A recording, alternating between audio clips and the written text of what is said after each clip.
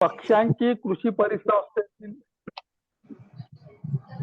काही काही नाही सर, रेकॉर्डिंग युट्यूब वर चालू झालेले, तुम्ही हा बोला. हा 49व पुष्प हे पक्षांची कृषी परिसंस्थेतील भूमिका या विषयाच्या माध्यमातून रचणार आहे. माझा परिचय तर सरांनी करून दिलाच, पण सरांचं वैशिष्ट्य मी 2 मिनिटात सांगणार आहे की वनस्पती शास्त्र विभागाचे प्रमुख म्हणून त्यांनी फार मोठं काम प्राचार्य डॉक्टर नरेंद्र तेंडोलकर यांच्या मार्गदर्शनाखाली केलेलं आहे. शनिवार दिनांक 25 फेब्रुवारी 2023 रोजी स्वीडन येथील महाविद्यालयांच्या माध्यमातून आंतरराष्ट्रीय कार्यशाळेचं त्यांनी आयोजन केलेलं आहे पर्यावरणाच्या संदर्भात. आज हा जो कार्यक्रम आहे तो अशा या प्रतिष्ठित संस्थेमार्फत, तसंच माझे मित्र प्रतीक मोरे यांच्या मार्फत होत आहे. ही देवरुख मधली संस्था असल्यामुळे देवरुखच्या सेवाव्रती स्वर्गीय हळबे मावशी यांच्या कार्याला आणि स्मृतीला अभिवादन करून मी आजचा विषय आपल्या समोर मांडणार आहे. मानवाने जसं जसं तो प्रगत होत गेला तसं तसं निसर्गामध्ये त्यांनी हस्तक्षेप सुरू केला आणि निसर्ग आपल्या मर्जीप्रमाणे हवा तसा अनुकूल करण्यास सुरुवात केली. आणि त्याच प्रसंगी आपण निसर्ग उद्ध्वस्त करतो आहोत, त्याचे भविष्यात काही दुष्परिणाम होणार आहेत याची जरा सुद्धा विचार केला नाही आणि तमा बाळगली नाही. औद्योगिक क्रांतीनंतर तर प्रचंड चालना मिळाली, पण त्याच्यातल्या त्याच्यात मानवनिर्मित जी कृषी परिसंस्था आहे ही मात्र आजच्या फुटप्रिंट जगामध्ये, निर्मितीच्या जगामध्ये बऱ्यापैकी हरित क्रेडिट निर्माण करते आहे आणि आपल्या या जीवसृष्टीचं जतन करण्यासाठी मोठा हातभार लावते. मात्र आजची कृषी परिसंस्था ही रासायनिक शेती आणि विषारी पेस्टिसाइड यांच्या भोवऱ्यात अडकलेली आहे. तसंच मोनोटोनस एकच एक प्रकारच्या पीक पद्धती, जी कमर्शियल पीक पद्धती आपण स्वीकारलेली आहे, पारंपरिक भारतीय शेती नाकारून त्याचे सुद्धा आपल्याला दुष्परिणाम जाणवत आहेत. मी हे जे सगळं बोलणार आहे ते मी काही फार मोठा कृषी अभ्यासक आहे असं नाही, ते माझं इम्प्रेशनिस्टिक रिसर्च आहे. म्हणजे संशोधन पद्धतीमध्ये इम्प्रेशन याला सुद्धा एक मोठा आधार असतो. आणि या भूमिकेतनं गेली 15 वर्ष आम्ही पक्षीमित्र म्हणून माझी पत्नी शिल्पा गाडगीळ आणि मी, आम्ही जे शेताच्या भोवती हिंडतो आहोत त्या माध्यमातनं आम्हाला जी जाणीव निर्माण झाली, या परिसंस्थेविषयीची जी काय आमची संकल्पना निर्माण झाली, आम्हाला जे अनुभव आले ती आपल्या समोर मी सादर करणार आहे. तर पक्षांचं कार्य आणि भूमिका समजावून घेण्याच्या आधी आपल्याला कृषी पारिस्थितिकी म्हणजेच ॲग्रो इकॉलॉजी म्हणजे काय हे समजून घ्यावं लागणार आहे. तर कृषी पारिस्थितिकी म्हणजे त्याच्यात वनस्पती, प्राणी, मानव आणि पर्यावरण यांच्यातला जो परस्पर संबंध असतो त्याला कृषी पारिस्थितिकी म्हणजेच ॲग्रो इकॉलॉजी असं संबोधलं जातं. मुळात कृषी पारिस्थितिकी म्हणजेच ॲग्रो इकॉलॉजी ही बहुविध शाखा असलेली पारिस्थितिकी आहे, ज्यामध्ये कृषीशास्त्र, पर्यावरणशास्त्र, समाजशास्त्र, संस्कृती, अर्थशास्त्र आणि हवामान, त्याचबरोबर तापमान बदल हे असे विविध घटक त्याच्यात समाविष्ट झालेले असतात. आणि ह्या प्रत्येकाचा परिणाम म्हणजे जी समाजशास्त्रीय भूमिका असेल, जी सांस्कृतिक भूमिका असेल, जी अर्थशास्त्रीय भूमिका असेल, तिचा परिणाम कृषी पारिस्थितिकीवर. जसं जर तुमचं मी सांगितलं की क्रॉप पॅटर्न बदलतोय, तो अर्थशास्त्राशी निगडीत आहे आणि कृषी संस्कृतीशी निगडीत आहे, त्याचा पर्यावरणाशी संबंध आहे. आणि त्यामुळे जेव्हा एक पक्षी मित्र असतो आपण, किंवा आपण जैवविविधतेचं रक्षण करण्याच्या भूमिकेतनं बोलत असतो, तेव्हा या बहुविधीय शाखांचा आपल्याला अभ्यास करावा लागतो. म्हणजेच त्याच्यातूनच आपल्याला कृषी पारिस्थितिकी ऍग्रो इकॉलॉजी ही समजावून घ्यावी लागते. Next next. Hello hello. Sir हा दिसतंय सर बदललेला. नाही, फक्त मगाचपासूनच स्लाइड दिसत नाहीये. अच्छा नाही सर. सर मला वाटतं शेअर करा, त्यांना शेअर करायला सांगा. बर बर परत एकदा शेअर हा करतो. हा.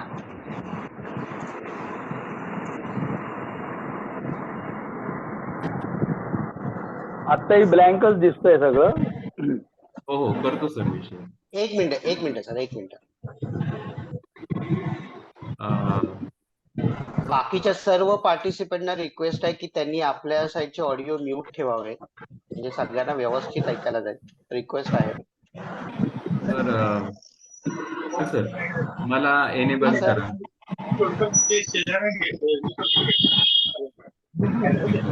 हा सर, काय बोलताय? सर्व पार्टिसिपंटला विनंती आहे की त्यांनी स्वतःला म्यूट करायचं आहे. आणि कुणाल सर मला शेअरिंग साठी को होस्ट करा. एक मिनिट सर.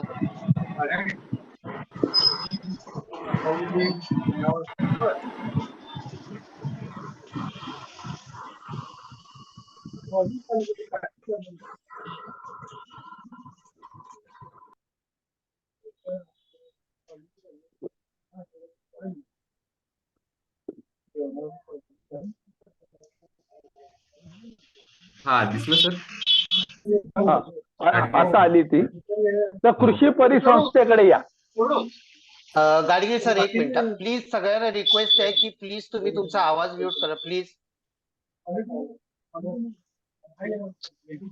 कुणाल सर असं जर वाटलं ना की एखाद्याचा चुकून राहिला आहे माईक, तर तुम्ही स्वतः म्यूट करा. Okay sir. याच्या अलीकडची स्लाइड घ्या. हो हो घेतो सर.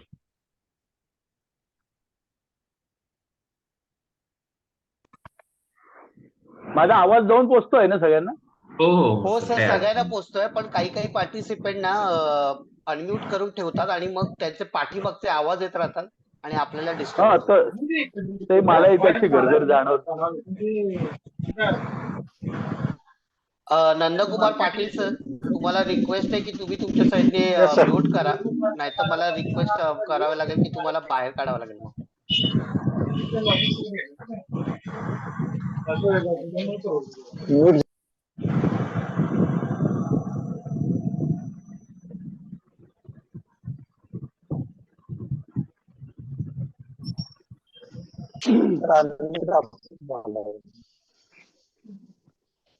कंटिन्यू करा सर. नाही सर, त्याच्या आधीची कृषी परिसंस्था ऍग्रो इकोसिस्टमची आणा, त्याच्या अलीकडची. हो हो आणतो सर.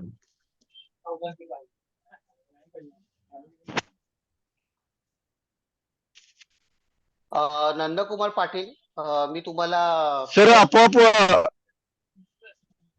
व्हायला लागले सर. एक मिनिट.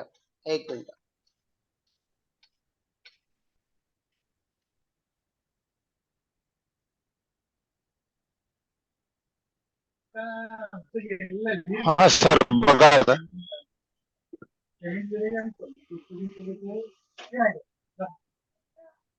याच्या आधीची घ्या स्लाइड, हो घेतो सर. 2 नंबरची. हीच हा ना? बरोबर. हा येस सर.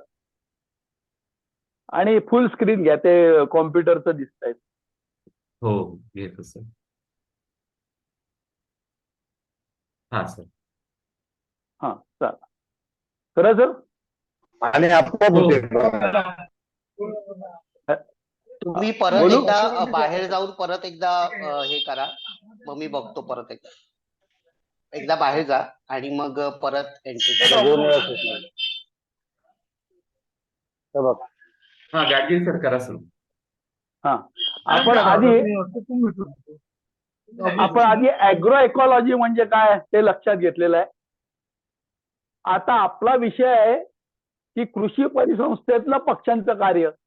त्याच्यामुळे कृषी परिसंस्था म्हणजे काय, तिला कशाला म्हणतात, हे समजून घेणं अत्यंत गरजेचं आहे.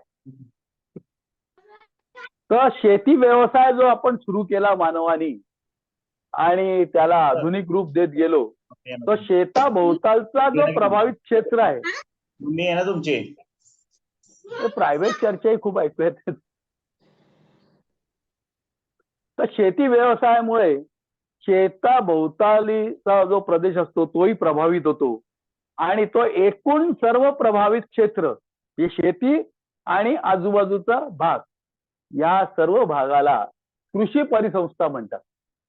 किंवा आणखी असंही म्हणता येईल की मानव व्यवस्थापित म्हणजे मानव ह्युमन मॅनेजमेंटनी कृषी परिसंस्था म्हणजे निर्जीव आणि सजीव घटक, त्याची जी प्राकृतिक रचना आहे ती मृदेचं रचना आहे, वातावरण आहे, जल आहे आणि मानवाचे कृषी व्यवस्थापन यामधील जे सहसंबंध आहे, अनुकूल आहे, सहजीवन आहे, परस्पर संबंध आहेत, परस्पर संवाद आहे, ही जी सतत अंतरक्रिया होत असते ती म्हणजे कृषी परिसंस्था. निर्जीव घटकाचा संबंध आहे, सजीव घटकांचा संबंध आहे, प्राकृतिक रचनेचा संबंध आहे.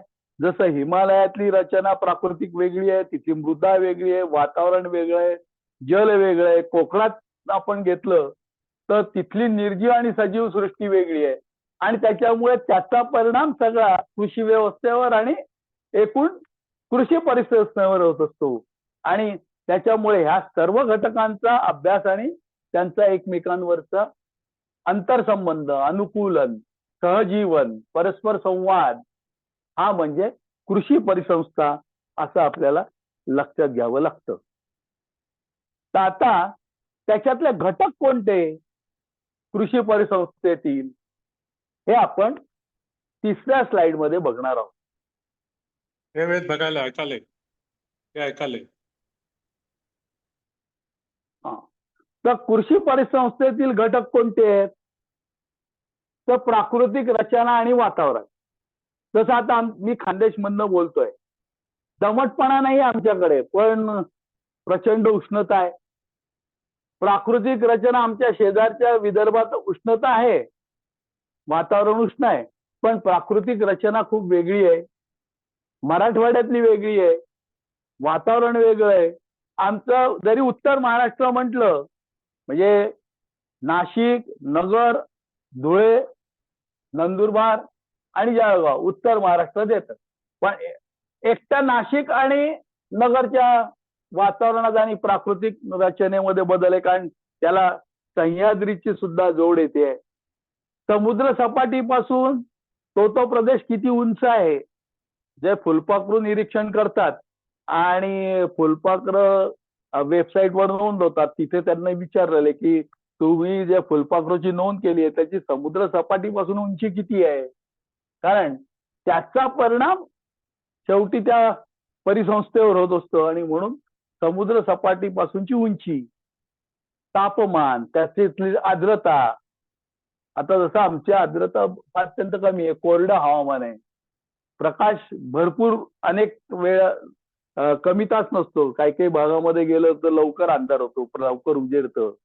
वाऱ्याची गती कशी आहे, पीक लागवडी खालची मृदा कशी आहे, चिकण माती आहे की भुसभुशीत माती आहे की राखाची माती आहे का पांढरी माती आहे, त्यामुळे पीक लागवडी खालील जी मृदा आहे तिचा प्रकार काय आहे, बिगर लागवडी खालील क्षेत्र कुठलं आहे, डोंगराळ क्षेत्र किती आहे, गवताळ भाग किती आहे, जल आणि सिंचन पद्धत काय आहे, पोषक अन्नद्रव्य, कीटक नियंत्रण याच्या पद्धती कुठल्या आहेत, जमीन तयार करण्याची पद्धत कुठली आहे, म्हणजे आंतरपीक पद्धत वापरतायत, मिश्र पीक पद्धत वापरतायत, एकच एक पीक हजारो हेक्टर लावलेलं आहे अशी पद्धत वापरतायत, कुरण आहे का तिथे, पाळीव प्राण्यांची संख्या कशी आणि कुठले कुठले पाळीव प्राणी वापरलेले आहेत तिथे पाळलेले आहेत, त्या परिसरात कोणते पक्षी आणि परजीवी राहतात. तसंच तृणभक्षी कीटक, वेगवेगळे पक्षी, वनस्पती यांचा सहसंबंध कसा आहे आणि जमिनीखालील जीव आणि परागवाहक यांची उपस्थिती काय आहे, हे सर्व घटक एकत्र येऊन कृषी परिसंस्था तयार होते. आणि त्याच्यामुळे या घटकांची उपस्थिती जितकी चांगली तेवढी तिथली कृषी परिसंस्था समृद्ध असं आपल्याला म्हणता येईल. आणि म्हणून कृषी परिसंस्था समृद्ध असली तर हे घटक समृद्ध असतात. हे विविध घटक जर समृद्ध असले तर कृषी परिसंस्था समृद्ध असते. आणि म्हणून आपल्याला हे जे परस्पर एकमेकावर अवलंबून असलेले घटक आहेत यांचा विचार एक पक्षी मित्र म्हणून, एक वनस्पती मित्र म्हणून, एक फुलपाखरू मित्र म्हणून आणि एकंदरच कृषी संस्थेचं उत्तम आरोग्य राखण्याच्या दृष्टीने आपल्याला या घटकांचा अभ्यास करावा लागतो. आता आपण नेक्स्ट हे करू की विभाग कसे आहेत. या पुढच्या स्लाइड मध्ये आपण बघणार आहोत की महाराष्ट्र हा एकटा जर घेतला, मी आपण भारताचा विचार करतच नाहीये, मी फक्त महाराष्ट्राचा विचार करतोय. तर महाराष्ट्राचं जे पर्जन्यमान आहे आणि महाराष्ट्राचे जे जमीन आहे त्या प्रकारानुसार 9 प्रमुख विभाग पाडलेले आहेत. म्हणजे आपोआपच अगदी व्यापक प्रमाणावर महाराष्ट्रात कृषी परिसंस्थेचे 9 प्रमुख विभाग पडतात. कारण जसं कोकणाकडे जर आपण गेलो तर जांभाच्या जमिनीचा आणि पर्जन्य सृष्टीचा प्रदेश आपल्याला तिथे दिसतो. बिनजांभाचा आणि पर्जन्य सृष्टी असलेला प्रदेश दिसतो. त्याच्याकडे जर खाली उतरलं तर घाटमाथ्याचा प्रदेश दिसतो. मग संक्रमण अवस्थेतला प्रदेश दिसतो. त्याचे 2 भाग पडतात. अपुऱ्या आणि अनियमित पावसाचा प्रदेश आहे.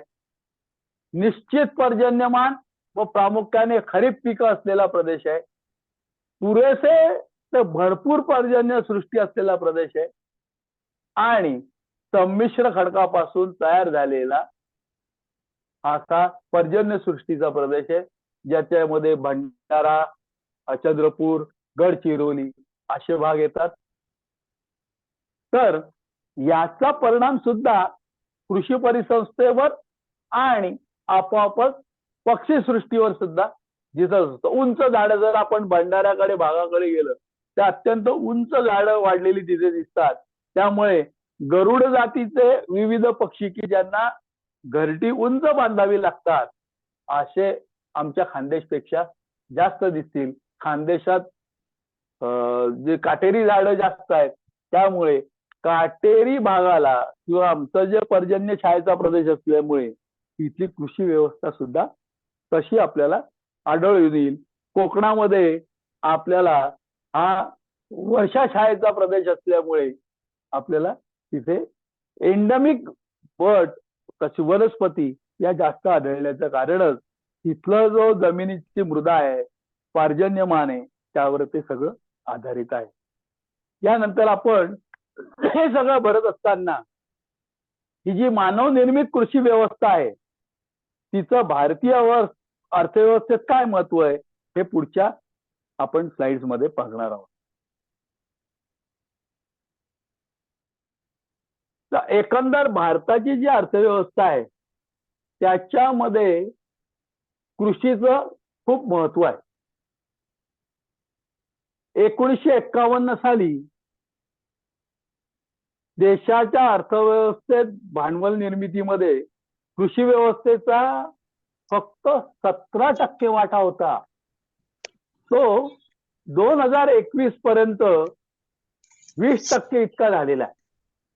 आणि भारताची 70% लोकसंख्येची जी उपजीविका आहे ती शेतीवर अवलंबून आहे. सगळ्यांना रोजगार देणं, अन्न देणं हे काम ही शेती करते. आणि त्याच्यामुळे शेती हा एकंदरच संपूर्ण पर्यावरणाचा अभ्यास करत असताना मी जसं सांगितलं की मल्टी डायमेन्शनल आहे शेती, त्यामुळे उपजीविकेचाही आपल्याला विचार करावा लागेल. पक्ष्यांच्या उपजीविकेचा, तुमच्या पशूंच्या उपजीविकेचा आणि माणसाच्या उपजीविकेचा असा सर्व सहसंबंध. त्याच्यामुळे पर्यावरण हा फक्त झाडं लावा आणि झाडं वाढवा एवढा सीमित नाही, तर पूर्ण 70% लोकसंख्येच्या अत्यंत जिव्हाळ्याचा असा विषय आहे. ICAR म्हणजे भारतीय कृषी संशोधन परिषद नुसार भारतात 1.8% विकासाच्या दराने लोकसंख्या आपली वाढती आहे आणि आपल्याला दरवर्षी किमान 2 दशलक्ष टन अतिरिक्त अन्नधान्य आवश्यक असेल असं भारतीय कृषी संशोधन परिषद म्हणते.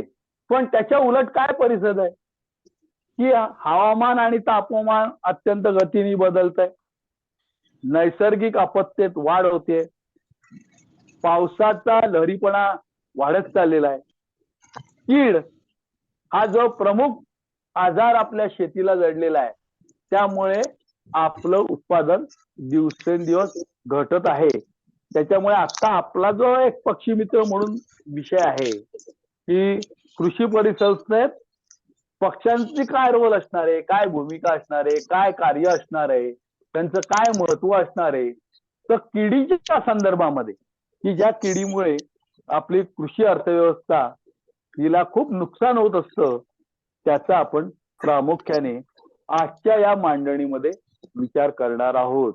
आणि त्या संदर्भात आपण आता जे माझे इम्प्रेशन्स आहेत की जे आम्ही नवरा बायको गेली 10 वर्ष हिंडतोय, ते इम्प्रेशनिस्टिक रिसर्च आपल्या समोर मी सादर करणार आहे. आता आपण कृषी परिसंस्थेचे शत्रू कोण कोण आहेत या किडीच्या संदर्भात ते आपण बघू. म्हणजे लहरी हवामान आणि हे तर सगळं आहेत, पण कीड म्हणून कृषी परिसंस्थेचे शत्रू कोण हे आपण लक्षात घेणार आहोत. व्हिडिओ बंद पडली आहे काय? हॅलो, नाही सर, चालू आहे. चालू आहे सर, काही चालू आहे अडचण सर, नाही. चालू आहे, चालेल. चालू आहे. तर कृषी परिसंस्थेच्या शत्रूंमधली जर यादी करायला बसलो तर लाखो कीटक आहेत, करोडो कीटक आहेत, पण आपण काही ठळक घेणार आहोत. उदाहरणार्थ उंदीर, की जो आपल्या घरातही आपल्याला छळत असतो, नाकतोडे, पतंग, भुंगे, लष्करी आळ्या. नेहमी जर वर्तमानपत्र उघडलं तर लष्करी आळ्यांचा हल्ला, जमिनीखालील हुमणींचा धुमाकूळ, टोळ दाढीनीचा आफ्रिकेसारखा भाग, आपल्या राजस्थानकडचा भाग हा तर नेहमीच ग्रस्त असतो. मग सरडे आहेत, पाली आहेत, पिठ्या ढेकूण आहे, खोडकिडा की जो नेहमी लाल कोळी, वाळवी हे त्रासदायक होत असतात. मिलीबग, लोकरी, मावा, अंडी, कोच, छोटे बेडूक, नंतर गवतातल्या बिया या कृषी परिसंस्थेचे प्रमुख शत्रू ठरलेले आहेत. जगभरातल्या ज्या कृषी शास्त्रज्ञांनी अभ्यास केलेला आहे, तर जगभरातल्या कृषी क्षेत्रावर सुमारे 70,000 कोटी प्रजातींचा हल्ला होतो असा त्यांनी अभ्यासात नोंदवलेला आहे. आणि याला जोड म्हणून जर सातत्याने जे हवामान आणि तापमानात बदल होतोय, कधी ढगफुटी येते, कधी तापमान हवामान बदल म्हणजे नुसतंच ढगफुटी नाही किंवा प्रचंड पाऊस नाही, तर पाऊसही नाहीये. म्हणजे आत्ताच माझ्या काही मित्रांनी सांगितलं की तुमचे जे फुलपाखरू मित्र आहेत इचलकरंजीचे, त्यांनी सांगितलं की आम्हाला आता प्यायचं पाणी मिळणार नाही. म्हणजे एका बाजूला ढगफुटी आहे आणि इचलकरंजी सारख्या भागामध्ये प्यायला पाणी मिळणार नाहीये. त्याच्यामुळे कीटकांच्या वेगवेगळ्या जातीमध्ये वाढ व्हायला, बुरशींचा जन्म व्हायला हे हवामान आणि तापमान बदल एक अत्यंत विध्वंसक कार्य करत आहे आणि त्यामुळे आपली कृषी परिसंस्था किडीमुळे धोक्यात आलेली आहे. तर आपण आता वेगवेगळ्या कीटकांच्या संदर्भात पुढच्या स्लाइडमध्ये अभ्यास करणार आहोत, त्याचं निरीक्षण करणार आहोत. तर कृषी परिसंस्थेचे शत्रू बघितले. आता आपण वेगवेगळे कीटक त्याच्या अलीकडचे सर, त्याच्या अलीकडचे. हा बरोबर, नाही बरोबर. भारतीय कृषी केंद्र जी आहेत त्यांच्या मासिकांमध्ये भारतीय उपखंडात जवळपास 30,000 प्रकारच्या कीटकांची त्यांनी नोंद केलेली आहे. किती? 30,000. यामध्ये अनेक कीटक आळ्या दिवसातून 2 वेळा त्यांच्या वजना इतकं अन्न ग्रहण करत असतात, असं त्यांचा अभ्यास सांगतो की अनेक कीटक आळ्या दिवसातून 2 वेळा त्यांच्या वजना इतकं अन्न ग्रहण करत असतात. जी कोळी पानं असतात, ती जी नूतन पानं असतात, ती खाणाऱ्या आळ्या 24 तासात त्याच्या वजनाच्या 200 पट अन्न खातात. म्हणजे आपण कल्पना करू शकत नाही की आपण बघतो, म्हणजे मी माझ्या साध्या बगीचात बघतो की आता हे रोप वाढलेलं आहे आणि त्याच्यातली 50 पानं ही सकाळी खाऊन टाकलेली असतात, एक शिल्लक राहिलेलं नसतं पान. इतक्या अत्यंत गतीने या आळ्या पिकाचं नुकसान करत असतात, त्याचं कोळी पानं नष्ट करत असतात. आणि हा जो टोळ प्रकार आहे, काही तासात भरलेल्या झाडाचं रूपांतर निरुपयोगी रिकाम्या खोडामध्ये करत असतात. आपल्याला कोकणातल्याही लोकांना माहिती आहे की एकदा जर टोळ झाड आली किंवा तिथे जर कीड पडली तर अख्ख्या आंब्याचा सीझन वाया घालवतील की काय, अशी स्थिती असते. देशात कीटकांपासून किती टक्के पीक नष्ट होत असेल याचा जर विचार केला तर 30% पीक आपलं एकटे कीटक नष्ट करत असतात. म्हणजे 30% म्हणजे 1,00,000 कोटींचं पीक नष्ट होत असतं. किती?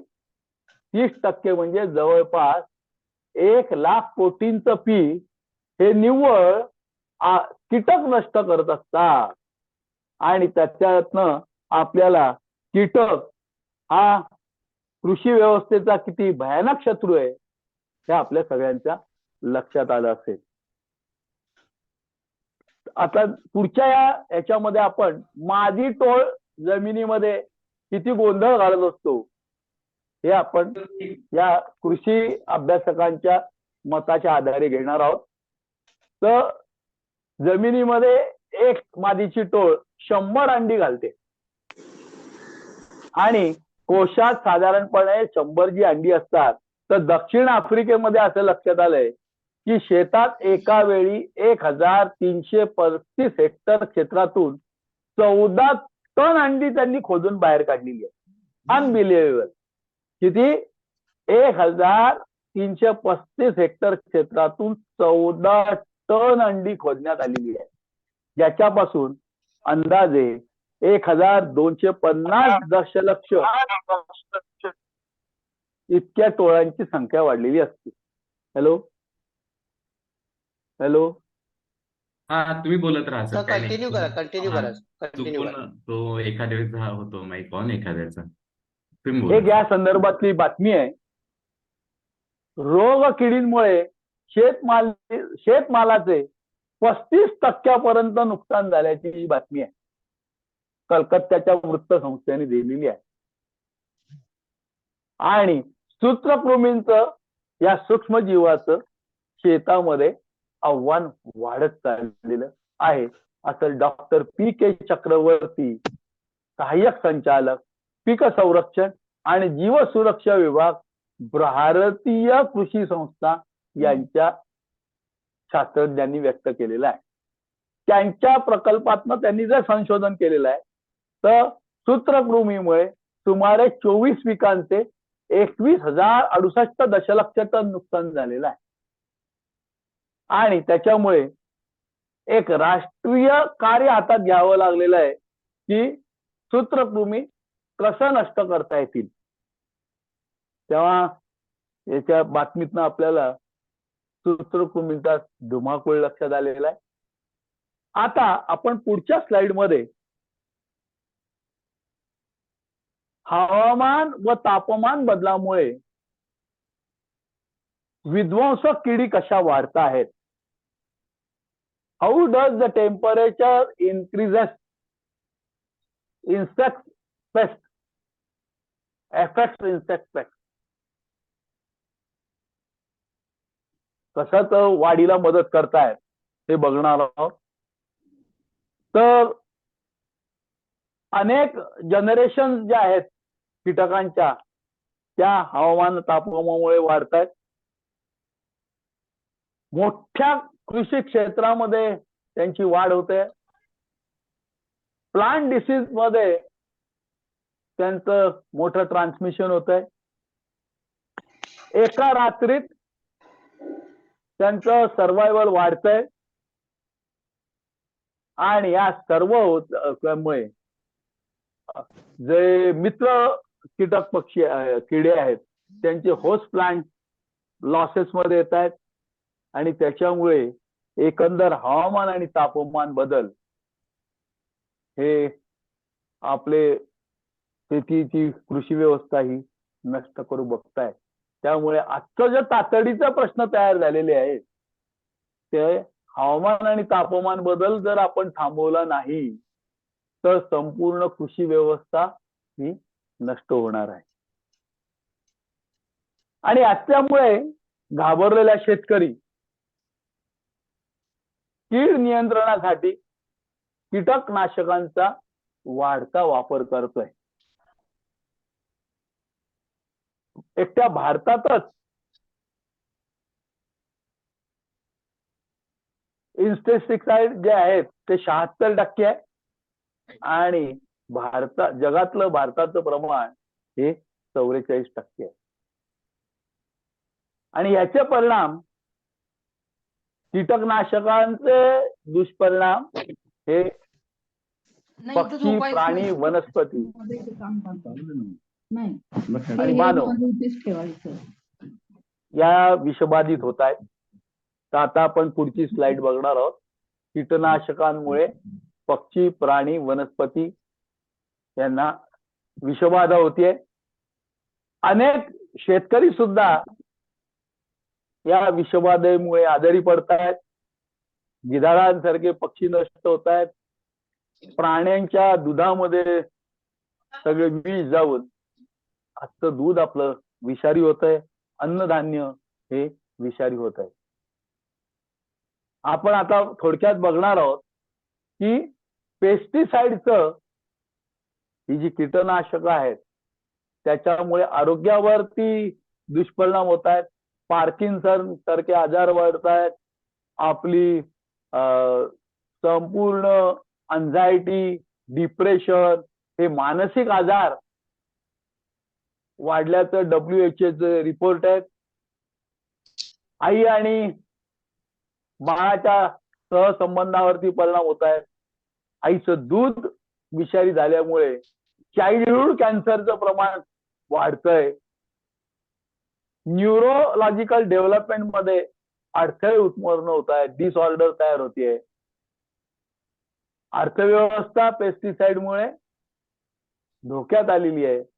आपली बायोडायव्हर्सिटी जी आहे, जैवविविधता आहे, त्याच्यावरती अत्यंत वाईट परिणाम आपल्याला होत आहेत. आणि पाणी, जमीन आणि हवा ही प्रभावित होतीये. तर अशी ही जे पेस्टिसाइड आहे म्हणजे आपल्या एका बाजूला कीटक वाढतायत, ती शेती नष्ट करतायत.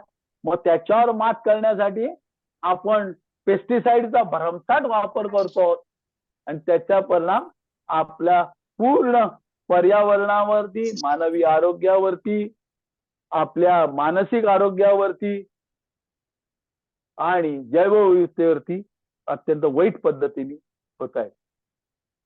आपण पुढच्या स्लाइड मध्ये कीटकनाशकांच्या वापराचे काय काय घातक परिणाम होत आहेत ते आता थोडक्यात बघणार आहोत. मातांचं आरोग्य धोक्यात आलंय. पाणी, हवा आणि जैवविविधतेवरती त्याचा झाला आहे, त्याचे घातक परिणाम होत आहेत. किडीवर जगणाऱ्या पक्ष्यांच्या संख्येत घट होत आहे. शेतकऱ्यांचे अनेक मृत्यू, म्हणजे विदर्भापासून तर खानदेशापासून जर सगळीकडे जे वाढतं प्रमाण आहे कीटकनाशकांचं, तर शेतकऱ्यांचे जे मृत्यू आहेत ते फवारणीमुळे झाल्याची नोंद आहे.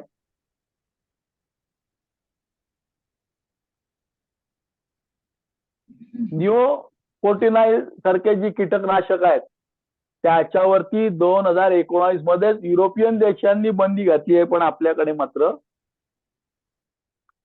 ते सुरू आहे. असं एक विदारक दृश्य आपल्याला पाहायला मिळत आहे.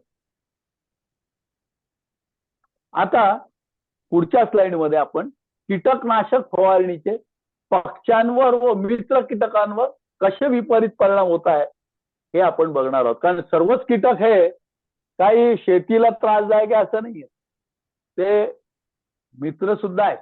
आणि हायब्रिडच्या संदर्भामध्ये जेव्हा आम्ही वेगवेगळ्या शेती परिसरात जातो तेव्हा तिथे जे काही कृषी तज्ञ आलेले असतात ते सांगतात की हायब्रिड मध्ये आपल्याला मित्र कीटकच्या बियाणांमुळे नष्ट होऊन नवीन घातक कीटक निर्माण झाल्याचं त्यांच्या अभ्यासातून सुद्धा लक्षात आलेलं आहे. तर कीड नष्ट करणाऱ्या पक्ष्यांच्या 87% प्रजातीला धोका उत्पन्न झालेला आहे. बिहार मधल्या एका कृषी संशोधन केंद्राने जो अभ्यास केलेला आहे, फार मोठ्या प्रमाणात जागतिक पातळीवर त्याचे अभ्यास होत आहेत. आपण पक्षी मित्रांनी त्याच्याकडे लक्ष दिलं पाहिजे. नेटची जी सुविधा आहे, तर मोबाईलचे गेम खेळत बसण्यापेक्षा जर नेटवर गेलं आणि पेस्टिसाइडचे कीटकांच्या मित्र कीटकांवर आणि पक्ष्यांवर राहणारे परिणाम याचा जर शोध घेतला तर इतका खजिना सापडतो की आपल्याला तो वेळ मिळणार नाही. दिवसभर वेगवेगळे संशोधन आपल्या हातात आलेले आहेत की नेटची किंमत नक्कीच केली पाहिजे. गिधाड, मालढोक आणि सारस यासारखे जे नामशेष होणारे पक्षी आहेत त्या पक्ष्यांच्या पोटामध्ये कीटकनाशकांची फवारणीचे घातक परिणाम लक्षात आलेले आहेत. किंवा कीटकनाशकांमुळे मधमाशा जे परागीभवनाला खूप मदत करतात त्या मधमाशांच्या संख्येतही घट झालेली अनेक कृषी शास्त्रज्ञांच्या लक्षात आलेली आहे. पक्ष्यांच्या वजनात घट होते, त्यांच्या संपूर्ण शरीर रचनेवरती, त्यांच्या अंड्यांवरती लवकर अंडी फुटतायत असं लक्षात आलेलं आहे. पिसगळती होतीये आणि एकंदरच हे कीटकनाशक जे आहेत ते खूप प्रतिकूल परिणाम करतायत. द्राक्ष आणि डाळिंबावरती जे मुळात कीटकनाशकांची जी मोठ्या प्रमाणावरती फवारणी करावी लागते त्यामुळे पक्ष्यांवर त्याचे विपरीत परिणाम आढळलेले आहेत. आटपाटी यातलं जे अभ्यास झालेला आहे तर पक्ष्यांचं आश्रयस्थान असलेलं ढबई कुरणात वेगवेगळ्या जातींचे पक्षी या मध्ये ते जे मृतावस्थेत आढळलेले होते त्याचा अभ्यास केल्यावर असं लक्षात आलंय की त्यांच्या शरीरामध्ये, पोटामध्ये कीटकनाशकांची द्रव्य त्याच्यात आढळलेली होती. तर आपण आता हे जे सगळ्या कीटकनाशकांचे दुष्परिणाम बघितलेले आहेत, म्हणजे आपल्याला आपण बघितलं की कृषी व्यवस्थेत फार मोठा 70% वाटा आणि 70% जनता ही आपली कृषी व्यवस्थेवर अवलंबून आहे. दुसऱ्या बाजूला कीटक ही संपूर्ण कृषी व्यवस्था नष्ट करते आणि म्हणून आपण मग कीटकनाशकांना जवळ करतो. पण कीटकनाशक धान्य वाचवण्यापेक्षा आपली जैवविविधता नष्ट करते, आपले पक्षी नष्ट करतायत, आपले मित्र कीटक नष्ट करतायत. आणि मग अशा वेळेस सुजाण पर्यावरण स्नेही नागरिक म्हणून कीटकनाशकांचे घातक परिणाम टाळण्यासाठी आम्ही जेव्हा जेव्हा वेगवेगळ्या भागात जात असतो तेव्हा शेतकऱ्यांशी हा संवाद साधत असतो की नैसर्गिक जी कीड नियंत्रक आहेत पक्षी त्यांना आपण प्रोत्साहन दिलं पाहिजे आणि ग्रामीण जनतेशी संवाद साधून कृषी विभागाने सुद्धा अजून इतकं मनावर घेतलेलं नाहीये तर त्यांनी सुद्धा नैसर्गिक कीड नियंत्रक म्हणून पक्ष्यांचं महत्व ओळखलं पाहिजे आणि त्या दृष्टीने या पीपीटीचं अत्यंत महत्व आहे आणि या अभ्यासाचं अत्यंत महत्व आहे. तर आता आपण या स्लाइडमध्ये पक्ष्यांचे कृषी परिसंस्थेतील कार्य हे ते लक्षात घेणार आहोत. ऑडिओ होतं ना ते करायचं होतं.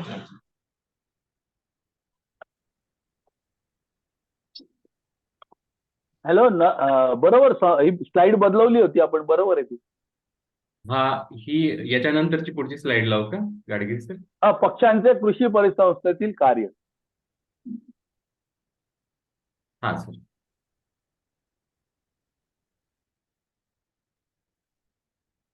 आपल्याला या आतापर्यंतच्या स्लाइड्स मध्ये आपण काय काय दुष्परिणाम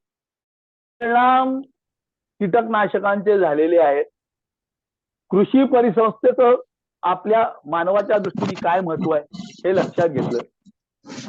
जर आपल्याला कीटकनाशक नको असतील, त्यांचे घातक परिणाम जर टाळायचे असतील तर मग मात्र आपल्याला पक्ष्यांचं कृषी परिसंस्थेतलं कार्य लक्षात घ्यावं लागेल.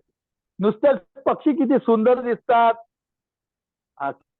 किती रंगीत दिसतात एवढ्यावर भागून चालणार नाही. म्हणजे एक पक्षी जेव्हा आपण निरीक्षक होतो तेव्हा नुसतं पक्ष्यांपासून आनंद घेणं ही प्राथमिक अवस्था झाली. मग पुढची अवस्था ही आहे की हा पक्षी आणि आपलं मानवाचं काय नेमकं नातं आहे, किंवा आजूबाजूची ज्या वेगवेगळ्या परिसंस्थांमध्ये आपण जात असतो, आपण समुद्रावर जात असतो, आपण शेतामध्ये जात असतो, आपण पाणथळ जागी जात असतो, तर अशा वेळेस मग ती परिसंस्था आणि पक्षी यांचं काय नातं आहे हे बघायला जेव्हा सुरुवात करतो तेव्हा मग खऱ्या अर्थाने आपण पक्षी निरीक्षकाला पात्र ठरायला सुरुवात होते. आणि म्हणून जेव्हा आम्ही हिंडत असतो तेव्हा आम्हाला लक्षात येतं की कृषी परिसंस्थेतलं पक्षाचं कार्य, तिथलं महत्व, किंवा दिवसेंदिवस कीटकनाशकांचं वाढत्या प्राबल्यामुळे पक्षी तिथे कमी दिसायला लागलेले आहेत, एकच एक पीक पद्धतीमुळे दिसायला लागले. हे निरीक्षण करणं महत्वाचं आहे. आणि त्याच्यामुळे कृषी परिसंस्थेतलं कार्य करत असताना लक्षात घेत असताना कीटक, तक, तण आणि रोगास प्रतिबंध करण्याचं काम हा पक्षी करत असतो. कारण तो त्या परिसरातले कीटक खात असतो, तो तण बारीक बारीक बियाणं खात असतो आणि याच्या माध्यमातून तो तणवाढीस, कीटकवाढीस प्रतिबंध घालत असतो. याचबरोबर तो जेव्हा बिया खात असतो त्या बिया त्याला पचत नसतात कारण त्या कठीण असतात, त्याच्याकडनं त्या फोडल्या जात नाहीत. पण त्या बिया त्याच्या डायजेस्टिव्ह सिस्टम मध्ये उबवल्या जातात आणि उबवल्या गेल्यामुळे त्याच्या विष्ठेतनं त्याचा प्रसार होत असतो. म्हणजे आता एका आम्ही संमेलनाला जेव्हा एका कृषी केंद्रामध्ये भेट दिली तेव्हा तिथे काही बियांचं लागवड करण्यासाठी त्याच्यावर ते प्रक्रिया करणं सुरू होतं. त्या आम्ही त्यांना सांगितलं की या बियांवर प्रक्रिया मुळे फक्त मानवी पद्धतीने त्या बिया रुजवण्यासाठी जी आम्ही प्रक्रिया करतो आहोत, त्या उगवण्यात सक्षम होतील अशासाठी, तर फक्त 30 ते 25% रिझल्ट मिळतो. पण पक्षी जेव्हा बी खाऊन ती विष्ठेतनं फेकतो तेव्हा 100% त्याचा रिझल्ट मिळतो आणि उगवण होत असते. त्यामुळे कोल्हे झाले, पक्षी झाले, हे अत्यंत महत्वाच्या या परिसंस्थातले घटक आहेत. नंतर परागीकरण करत असतात, क्रॉस परागीकरण करत असतात. त्याच्यामुळे फळांची लागवड आणि वाढ, सफरचंदाच्या शेतकऱ्यांना जरी तुम्ही विचारलं किंवा तुम्ही संत्री, मोसंबी, केळी या क्षेत्रातल्याही जर यांना विचारलं तर ते शेतकरी सांगतात, जाणते शेतकरी, की भाऊ आमना आडे म्हणजे ऐराणीमा सांगतात ते आम्हाला की बा जिथला पक्षी राही तेवढा फळे चांगले येतात. असं शेतकऱ्याचे बोल आम्हाला ऐकायला मिळतात. नंतर जे कुरतडणारे पक्षी प्राणी असतात, उंदरांसारखे किंवा मग वेगवेगळे इतर प्राणी जे असतात, त्यांचा विनाशक म्हणून पक्षी काम करत असतात. नंतर ते उत्तम सफाई कामगार आहेत. मग कावळा असेल, गिधाड असेल, हे चांगल्यापैकी सफाई कामगार आहेत.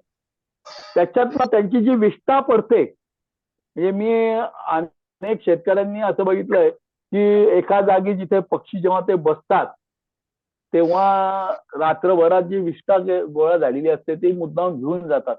तर ती मातीची सुपिकता, प्रजनन क्षमता मातीची वाढवण्यास मदत करत असतात.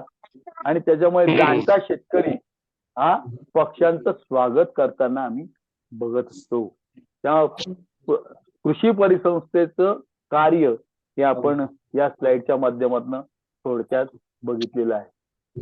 आता याच्यातनं पुढच्या स्लाइड मध्ये आपण कीटक हा आयांचा नियंत्रक पक्षी कसा आहे, कोणकोणते कीटक आणि आया पक्षी नियंत्रित करत असतात हे आपण बघणार आहोत. तर मुख्यतः चिमण्या, बुलबुल, सुग्रीण, राखी वटवट्या, दयाळ, नीळकंठ, नवरंग, वेडा राघू, काळा थिरथिरा, शिंपी, नर्त, कोतवाल, भिंगरी असे जे पक्षी आहेत की जे आपल्याला शेतीच्या परिसरात हमखास दिसतात, हे कीटक आणि आया नियंत्रणाचं काम करत असतात. आता आम्ही मध्ये एकदा सप्टेंबर महिन्यामध्ये म्हणजे जून जुलैच्या पासनं ती आपली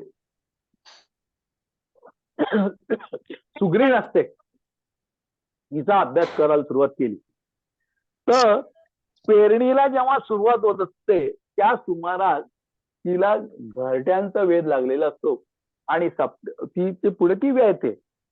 तर आता आमच्या असं लक्षात आलं की ही जी सुग्रीण आहे ही आजूबाजूच्या शेताच्या परिसरातले कीटक खात असते.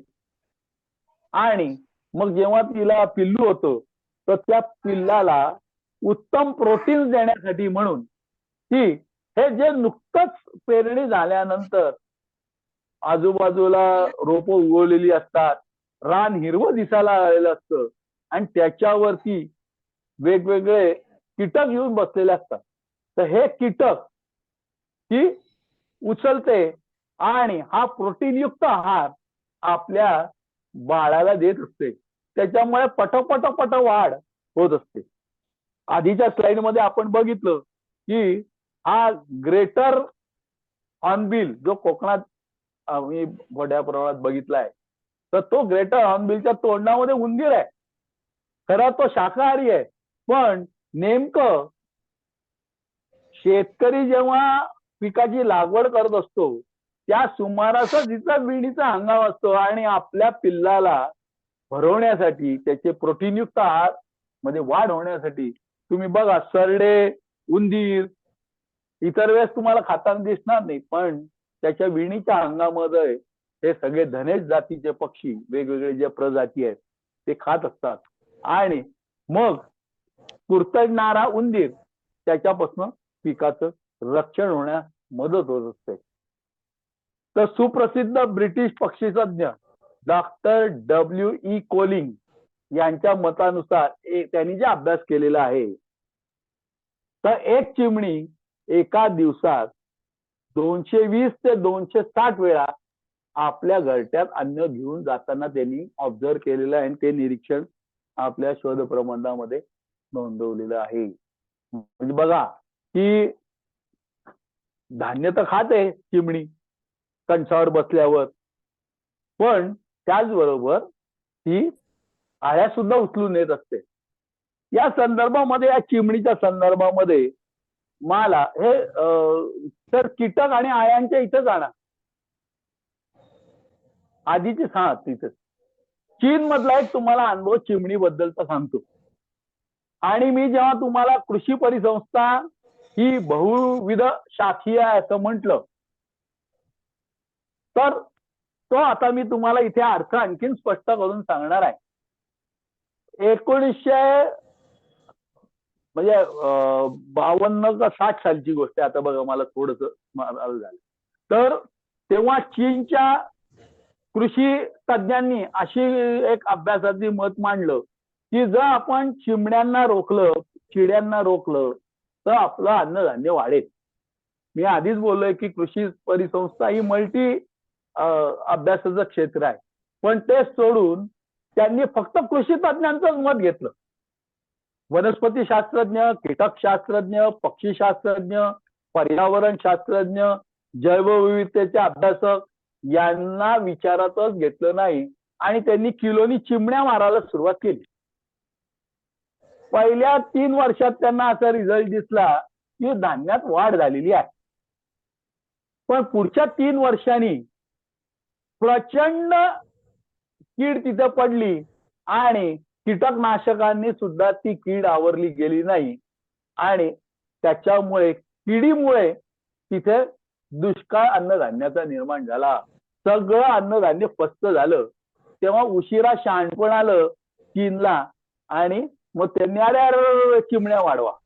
त्यामुळे कृषी परिसंस्थेचा अभ्यास हा एकटा अर्थशास्त्रज्ञाच्या भरोसे करायचा नसतो, एकट्या कृषी तज्ञाच्या भरोसे करायचा नसतो, तर संस्कृती, कारण आपल्याला आदिवासींची संस्कृती जतन करायची आहे, नागालँडची संस्कृती जतन करायची आहे, खानदेशची संस्कृती जतन करायची आहे.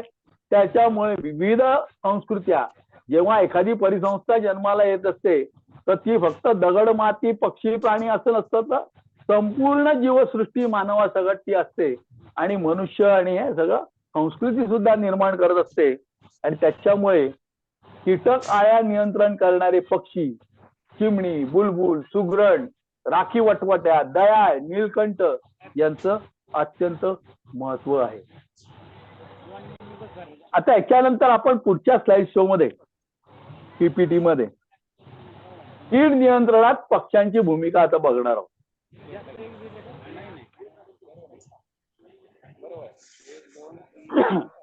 बिहार, उत्तर प्रदेश, पंजाब या भागातल्या जो शेतकऱ्यांना लक्षात आलेलं आहे की पाकोळ्या, स्विफ्ट अँड स्वॅलोज या प्रवर्गातले जे पक्षी आहेत ते गव्हावरच्या किडीचं उत्तम नियंत्रण करतात. असं म्हणजे फार मोठ्या शास्त्रज्ञांची गरज नाही हो कुठल्याच अभ्यासाला. आपण जर उघड्या डोळ्यांनी एक पक्षी मित्र म्हणून, एक वनस्पती मित्र म्हणून, एक फुलपाखरू मित्र म्हणून जर हिंडत गेलो आणि फक्त आनंद न घ्यायचं ठरवता त्यांचं कार्यही जर लक्षात घेत गेलं आणि ह्युमन मॅनेजमेंटच्या अंगाने तो तिथला शेतकरी त्याच्याशी जर बोललो आपण तर तो बोलायला लागतो आपल्याशी आणि मग तो आपल्याला सांगतो की या पाकोळ्यांचं काय महत्व आहे, या पक्ष्यांचं काय महत्व आहे. हे आम्हाला सुगरणीचा संदर्भ आम्हाला शेतकऱ्यांनी समजावून सांगितलं की भाऊ ती सुगरीण धान्य खाल पण ती आमचं पीक सुद्धा वाचवते. हे मला शहाणपण कृषी तज्ञांनी किंवा ऑर्नथॉलॉजिस्टनी नाही दिलं तर आमच्या शेतकऱ्यांनी दिलं. पण आपण त्यांच्याशी बोललं पाहिजे, त्यांच्याशी मैत्रीपूर्ण संबंध प्रस्थापित केले पाहिजे आणि दुतर्फी संवाद वाढवला पाहिजे. गवतातील बिया वाढतात, तण वाढतं, शेतकरी वैतागलेला असतो, कोळपून कोळपून कंटाळून जातो, इतकं तण तेथे वाढत असतं. तर हे जे तण वाढवणारे ज्या बिया आहेत हे खायचं काम कीटक करत असतो आणि त्याच्यापासून म्हणजे फिंचेस आणि सुगरिणी, विवर्स, चंडोल, लार्क हे इतकी सुंदर सुबक दिसणारे पक्षी हे जेव्हा शेतीच्या परिसरात हिंडत असतात आणि जमिनीवर हिंडत असतात तेव्हा एक एक बी, एक एक किडा, एक एक बी असं वेचत असतात आणि आपलं शेतीचं रक्षण करत असतात. चिमण्या, वटवट्या, वॅबलर हे जातीचे पक्षी ही कार्य करत असतात. प्रौढ फिंचर्स आणि सुगरण या जातीचे पक्षी पिकांवरील आपल्या, आणि त्याच तुम्हालाच त्याचं असतं बघा विणीचा हंगाम, तर आळ्या आणि अंडी या पिल्लांना भरवतात आणि आपलं पुढचं जनरेशन हे प्रोटीन्सनी संरक्षित करत असतात. ऊसाच्याही जर शेतकऱ्यांना तुम्ही भेटलात तर वेगवेगळे वॅबलर ऊसाच्या वर जे कीटक हल्ला करत असतात त्याच्यापासून रक्षण करत असतात. मोठी रामगंगा तिच्या पिल्लासह कीटकांची अंडी, आळ्या आणि कोश नष्ट करण्याचं काम करत असतात. आमचं निरीक्षण आहे, आम्ही ज्या ज्या कृषी भागामध्ये गेलेलो आहोत तो ही मोठी रामगंगा तिच्या पिल्लासह आम्हाला वेगवेगळ्या कीटकांची अंडी खाताना, आळ्या खाताना, त्यांचे जे शेताच्या परिसरात कोश लटकत असतात ते कोश खाताना आम्ही स्वतः बघितलेलं आहे. त्यामुळे मी आधीच सांगतोय की आमचं हे वेगवेगळ्या रिसर्च पेपरपेक्षा आमचं इम्प्रेशन जे झालेली आहेत ती मी आपल्या समोर सादर करणार आहे. कारण आम्ही उघड्या डोळ्यांनी हे सगळं बघितलेलं आहे आणि आम्ही जळगाव शहरातले परिसरातले जे 14 ग्रीड पाडून, तर मी मुख्यतः पक्षी निरीक्षणाकडे वळलोय तर माझ्या पत्नीमुळे, शिल्पा गाडगे, तिला जास्त इंटरेस्ट त्याच्यात आणि तिच्यामुळे मी खेचलो गेलो. नाही तर मी अदरवाईज विज्ञान आणि सामाजिक चळवळीतला खरा माणूस आहे.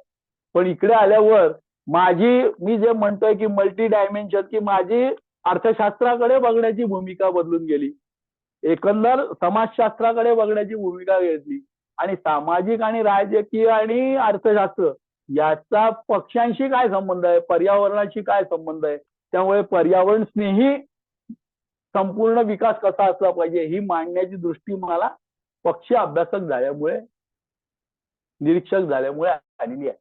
तेव्हा आम्हाला हा सगळा आमचे इम्प्रेशन्स मी तुमच्या पुढे मांडणार आहे, एक तज्ज्ञ म्हणून मांडणार नाही. त्यामुळे हे माझ्या पुढे तज्ज्ञ म्हणून लिहिणार होते, त्यामुळे त्यांना मी सांगितलं की मी कुठल्याही अर्थाने पक्षी तज्ज्ञ नाहीये, तर पक्षी निरीक्षक आहे आणि माझा अनुभव आपल्या पुढे मांडणार आहे. तर याच्यातलाच एक भाग म्हणून आपण बिहार राज्यातील पुसा येथील ऍग्रिकल्चरल रिसर्च इन्स्टिट्यूट मधले डॉक्टर CW मॅक्सवेल ले फ्रॉय या कीटक शास्त्रज्ञांनी जो अभ्यास केला, भारतातील पक्ष्यांचे अन्न, doctor CW mason, doctor H Maxwell ले फ्रॉय हे बिहारमधील राज्यातील पुसा येथलं ऍग्रिकल्चरल रिसर्च इन्स्टिट्यूट मध्ये काम करत होते आणि भारतातल्या काही कीटक शास्त्रज्ञांच्या मदतीने त्यांनी भारतातील पक्ष्यांचं अन्न या विषयावरती संशोधन केलं आणि या संशोधनात त्यांना आढळून आलं पक्षी हे कीड नियंत्रणात महत्वाची भूमिका बजावतात. शेती आणि पर्यावरणात ते पूरक आहेत. पक्षी फक्त पिकाची हानी करतात हा गैरसमज आहे. तर शेती आणि पर्यावरणात पक्षी हे अत्यंत महत्वाची भूमिका बजावतात. हे माझं जसं इम्प्रेशन आहे तसं ज्यांनी एक आवश्यक डाटा, एक विशिष्ट कालावधी निवडून त्या हॅबिटॅट मधलं जे कृषी हॅबिटॅट मधलं जे संशोधन केलेलं आहे आणि ज्याच्यासाठी रोज निरीक्षण करून आपल्या नोंदी नोंदवलेल्या आहेत ते शास्त्रज्ञ सांगतायत की बाबांनो, की पक्षाला फक्त पिकांचं हानिकारक समजू नका, तर तो पिकाचं रक्षण करणारा कीड नियंत्रक अशी भूमिका सुद्धा बजावत असतो. पुढच्या स्लाइड मध्ये आपण एव्हियन पोलिनेशन हे पक्षी शास्त्रज्ञासाठी एक उदयोन्मुख क्षेत्र आहे.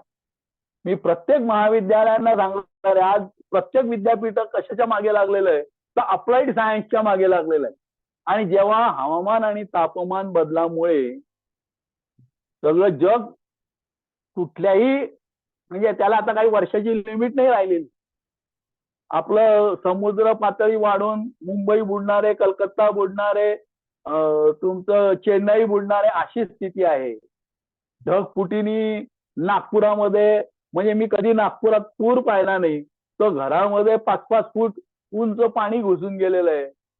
तेव्हा आपल्याला निसर्ग विज्ञानाच्या अभ्यासात अभ्यासाकडे वळावं लागणार आहे आणि त्याच्यावर जोर द्यावा लागणार आहे. आणि म्हणून मला या आठल्य सप्रे पित्रे महाविद्यालयाचं कौतुक वाटलं.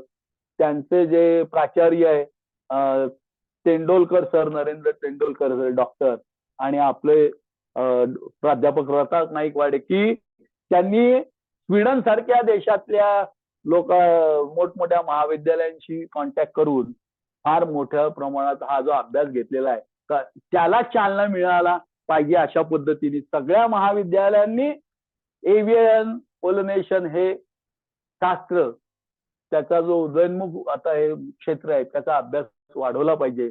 जगभरातील 115 महत्वाच्या कृषीपैकी 87 म्हणजे 35% पिकांच्या प्रजातींना वन्य परागीकरणामुळे लक्षणीय फायदा झाल्याची नोंद केलन एट अल यांनी 2007 साली नोंदवलेली आहे.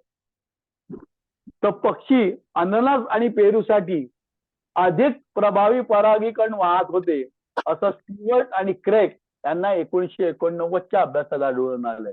रुबिक यांना 1995 साली त्यांनी जे 1330 पिकांपैकी जे तपासणी केले तेव्हा 52% म्हणजे पक्ष्यांकडून, म्हणजे 4% पक्ष्यांकडून पोलिनेशन झाल्याचं आढळून त्यांना आलेलं आहे.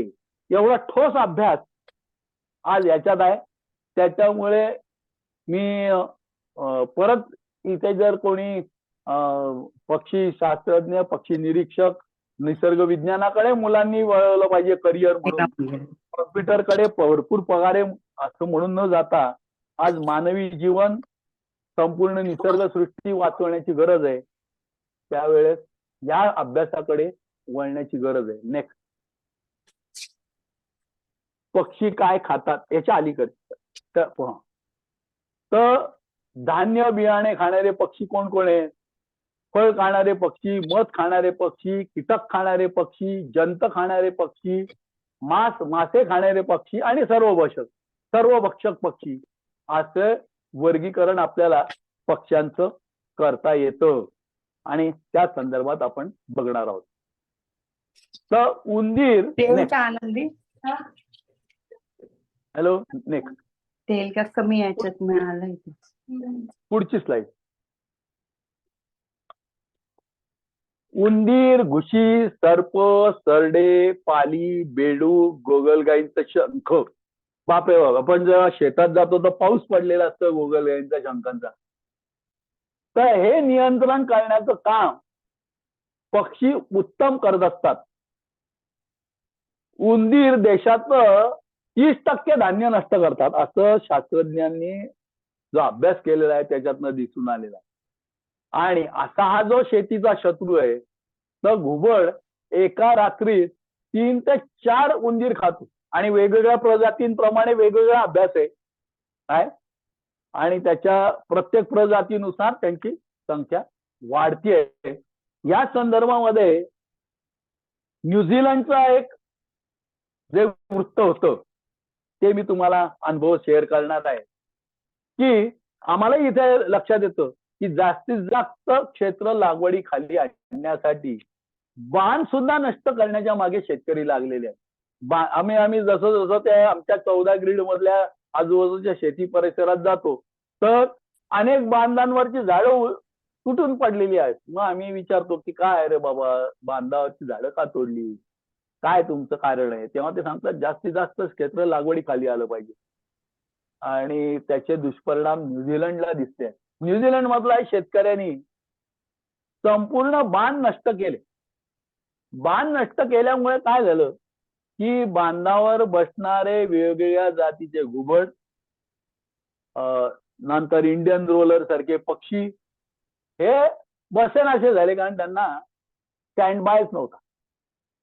त्याचा परिणाम असा झाला की न्यूझीलंड मध्ये शेतकऱ्यांना उंदरांनी संपूर्ण शेती कुरतडून नष्ट केल्याचं लक्षात आलं. मग ते का तर लक्षात आलं की आपण बांध तोडून टाकलेले आहेत आणि त्याच्यामुळे घुबड शेजारच्या राष्ट्रामध्ये निघून गेलेले आहेत. मग तिथल्या कृषी मंत्रालयाला जाग आली आणि त्यांनी मग काय केलं तर सीमेवरती घुबडांना आकर्षित करण्यासाठी मग घरटी तिथे लटकवली आणि हळूहळू असं निमंत्रित करत करत करत आणि तवर बांधावर परत वृक्ष लागवड केली आणि न्यूझीलंडकडे हे घुबडं वळवली. मग आपण न्यूझीलंडकडनं शहाणपण घ्यायला पाहिजे की नाही इथल्या शेतकऱ्यांनी? तेव्हा पक्षी मित्र म्हणून आपलं महत्वाचं काम काय आहे की इथली जी 70% जनता आणि पर्यायाने आपलं पोट ज्या शेतावर अवलंबून आहे त्या शेतकऱ्यांना आपण जेव्हा पक्षी निरीक्षणाला जाऊ तेव्हा सांगू की बाबा रे, बांधावरचं झाडं तोडू नको. आणि दुसरं की पैशासाठी सुद्धा शेतकरी वैतागलेला आहे. या संपूर्ण हवामान तापमान बदलामुळे शेती नष्ट होतीये. त्याच्यामुळे शेतकऱ्याला कुठे मुलाच्या फीसाठी पैसे भरायचे आहेत, कुठे लग्नासाठी पैसे उभे करायचे आहेत. मग ते 8-10 हजार रुपये, 4,000, 5,000 जे काय मिळतील झाडाच्या त्या आकाराप्रमाणे त्याप्रमाणे तो झाड तोडतो निघतो. तर मला परत मी जे सांगितलं की कृषी क्षेत्र म्हणजे अर्थशास्त्राचा सुद्धा संबंध आहे. तेव्हा शेतकऱ्याला आर्थिक मदत होण्याच्या दृष्टीने हा जो कृषी भाग आहे हा फार मोठा कार्बन नष्ट करणारा मदत करणारा असा मानवनिर्मित प्रकल्प आहे. तर त्याला ग्रीन क्रेडिट जर मिळालं तर ग्रीन क्रेडिटमुळे त्याला पैसे मिळतील आणि बांधावरची त्याला झाडं तोडावी लागणार नाही. त्यामुळे पक्षी मित्र म्हणून हॅलो ग्रीन क्रेडिट शेतकऱ्याला मिळालं पाहिजे. हॅलो हॅलो, हा, सर मीटिंग किती वाजेपर्यंत आहे? अजून एक 15-20 मिनिटं झाले. तुम्ही संयोजकांना विचारा. कृपया करून कोणी मध्ये मध्ये प्रश्न विचारू नका. सर तुम्ही कंटिन्यू करा. सर म्हणजे मग गर्दी घाई करायची असेल तर मी पटापट आटोपतो. तसं काय म्हणजे काय चालू देऊ ना? नाही नाही, काही अडचण नाही. त्या Continue करा, मॅडमला sir. हा असं वाटलं असेल किती वाजेपर्यंत, एक अंदाज घेण्यासाठी म्हणून. बाकी काय अडचण नाही सर, तुम्ही चालू ठेवा. कंटिन्यू करा सर. तर ग्रीन क्रेडिटची मागणी ही पक्षी मित्रांकडनं झाली पाहिजे की जर आमच्या शेतकऱ्यांनी बांधावरची झाडं तोडायची नसेल तर त्याची आर्थिक स्थिती चांगली राहिली पाहिजे आणि पर्यावरणाचं आरोग्य, कार्बन फूटप्रिंट कमी करण्याचं काम माझा शेतकरी करतो आणि म्हणून त्याला ग्रीन क्रेडिटची सोय झाली पाहिजे. माझं असं वाचण्यात आलेलं आहे की ग्रीन क्रेडिटचं सर्क्युलर आता शासनाने काढलंय किंवा काढण्याच्या ह्याच्यात आहे, पण त्याच्यात काही त्रुटी आहेत. तर घुबड, शिक्रा, घार, गरुड, कावळा, ही जी खरुची आहे ही दिवसेंदिवस माझ्या टायपिंग मध्ये खारुची झालेला आहे. खरुची, बैरीसाचा खरुची दिवसेंदिवस कमी झालेला आम्हाला जळगाव शहराच्या दिसलाय. आणि आता जो 2023चा अहवाल आहे त्याच्यात सुद्धा खरुचीची संख्या त्यांनी कमी दाखवलेली आहे. नंतर हा जो टोळधाडीवर नियंत्रण करणारा इंडियन रोलर आहे तो कमी झालेला त्यांना आढळतोय. धनेश कमी झालेला आढळतोय कारण आपण बांधावरची झाडं तोडल्यामुळे त्या झाडांच्या पोकळ्या तोडल्या जात आहेत. खाटी कमी झालेला आहे. त्याच्यामुळे आपल्याला शेतकऱ्यांना बांधावर झाडं वाढवणे, आजूबाजूच्या फेन्सिंगला झाडं वाढवणे हे अत्यंत. त्यामुळे शिकारी पक्षी जर वाढले तर उंदीर, घुशी, सर्प, सरडे, पाली, बेडूक, गोगलगाईचे शंख हे नियंत्रणात राहू शकतील. आपण दुसरी आता स्लाइड बघू याच्यानंतर. गिधाड पक्षी उत्तम सफाई कामगार स्कॅव्हेंजर याच्याकडे जाऊया. गिधाड हा मृत जनावरांचं मांस खातो.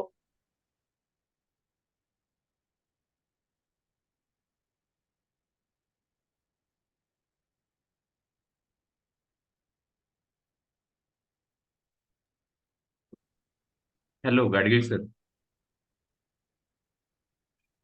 सर काय डिस्कनेक्ट झाले का? नाही, बहुतेक रेंजची काहीतरी अडचण असेल. Okay okay.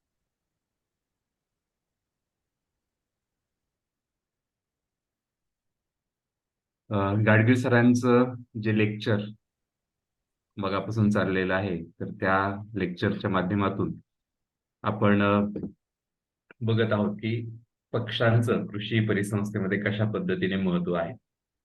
आणि वेगवेगळ्या उदाहरणाच्या माध्यमातून आणि अतिशय उपयुक्त अशा फोटोग्राफच्या माध्यमातून सुद्धा सरांकडून आपल्याला माहिती मिळत आहे. अतिशय डिटेल अशी इन्फॉर्मेशन सर देत आहेत आणि ज्यामध्ये आपल्याला हेही लक्षात आले. हा बोला सर, मध्येच रेंज गेली होती तुमची. सर कंटिन्यू करा. कंटिन्यू करा सर. हा हॅलो, झालंय का सुरू? हो हो सर, सुरू हो आहे. सर, हो सर. Hello continue. हो सुरू आहे सर, कंटिन्यू करा. Hello, okay. हा, आवाज ऐकू येतोय सर तुमचा, बोला. मला ऐकून येत आहे आवाज आपला म्हणून. आम्हाला ऐकू येतोय मात्र सर आवाज. आम्हाला येत आहे सर ऐकायला. ऐकू नाही, नो साऊंड. सर परत एकदा त्यांना हे करायला सांगा का, बाहेर जाऊन जॉईन व्हायला.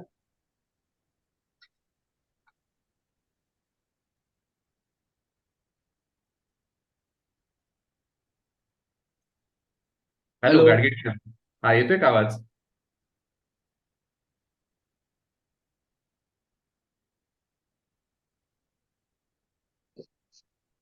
येतोय आवाज सर? नाही, आता गेला आवाज. थांबा 1 मिनिट सर, मी तुम्हाला येतोय का? पण आता मला स्लाइड दिसेना अशी झाली, ती का बरं ते पाहा. मे बी नेटवर्कच झालं सर इथे. आता आवाज ऐकू येतोय का सर?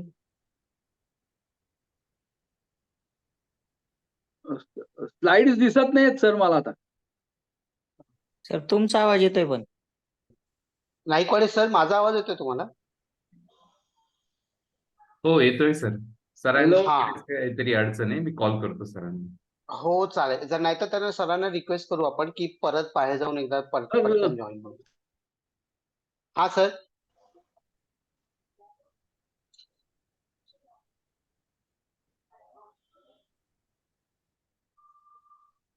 सर येतोय आवाज?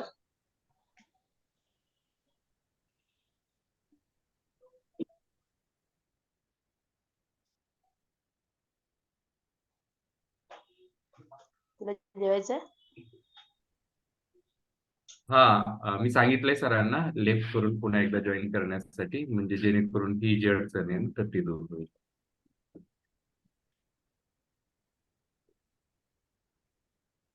Okay sir. हा गाडगे सर, येतोय आवाज आता? दिसते स्लाइड काही? हो, पण ती पीपीटी मोठी नाही होते. तो याचा काल पण असं झालं होतं सर, ज्याला रेंज कमी होते ना तुमच्याकडे, तर त्यावेळेला तशी अडचण येते. काय हरकत नाही सर, तसे आपण शेवटाकडे वळत आहोत. 10 मिनिटांमध्ये कंप्लीट करून घ्या, मग आपण प्रश्नोत्तर घेऊया.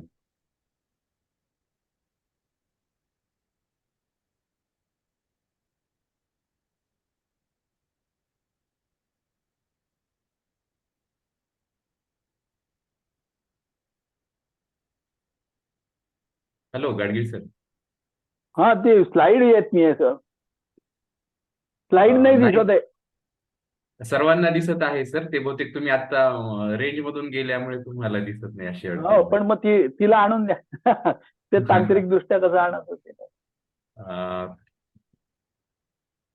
सध्या काय दिसतंय तुम्हाला स्क्रीनवर सर? फक्त सगळे प्रेझेंट जेवढे आहेत तेवढ्यातले काही फोटो दिसतात. अच्छा. तुम्ही नंतर सर ते मला वाटतं परत तुम्ही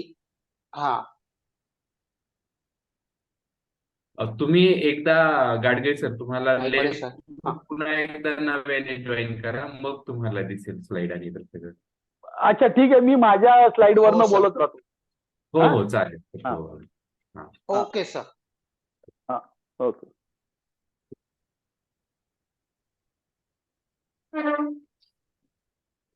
हॅलो. हा सर, बोला मी बोला. बोलू? हा ठीक आहे. गिधाडा 1990 पासून आपल्या भारतात नष्ट व्हायला सुरुवात झाली. रायगड जिल्ह्यातले लोक, नाशिक जिल्ह्यातले काही पक्षी मित्र हे रेस्टॉरंट चालवून गिधाडांची परत संख्या कशी वाढेल असं बघतायत. तर गिधाड नाहीशी झाल्यामुळे उंदीर आणि जंगली कुत्रे यांची रोगवाहकांच्या संख्या वाढत चाललेली आहे. कारण प्लेगची जी रोगजंतू वाढतात ते उंदीर किंवा जंगली कुत्र्यांच्या माध्यमातून वाढतात. आणि त्यामुळे रेबीजचं प्रकरण त्यामुळे वाढून भारतात 1094 मध्ये बुबोनिक प्लेगचा उद्रेक जो झाला होता 94 साला आमच्या सुरतकडे खूप मोठ्या प्रमाणात झाला होता, जळगावला लागूनच आहे सुरत. तर त्याचे दुष्परिणाम हे गिधाड पक्षी नसल्याचे दुष्परिणाम आपण बघतोय. आता मी पुढच्या स्लाइड कडे जातोय. तर एकंदर ही भूमिका लक्षात घेत असताना कृषी पक्षी शास्त्रज्ञांनी पक्षी व्यवस्थापन धोरण तयार करण्याची गरज आहे. म्हणजे पक्ष्याचे सकारात्मक आणि नकारात्मक कार्य तपासणी, पक्ष्यांच्या पर्यावरणीय पैलूंचे पुनरावलोकन करणं, शेतीमधील पक्ष्यांची आर्थिक भूमिका अधोरेखित करणं, फायदेशीर आणि हानिकारक, म्हणजे असं सांगणं नाही आहे की प्रत्येक वेळेस पक्षी फायदेशीरच असतात, त्यांची हानी पण आहे, पण मग त्याच्याबद्दलच्या व्यवस्थापन पद्धतीचा विचार करणं. त्याच्यामध्ये आपल्याला 2 प्रकार करता येईल की 46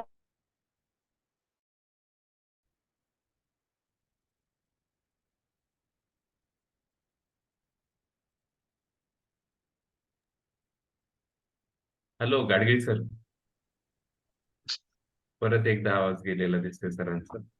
आता दुसऱ्या आपण स्लाइड कडे वळू की पक्ष्यांना शेताकडे आकृष्ट करण्याच्या पद्धती कोणत्या आहेत.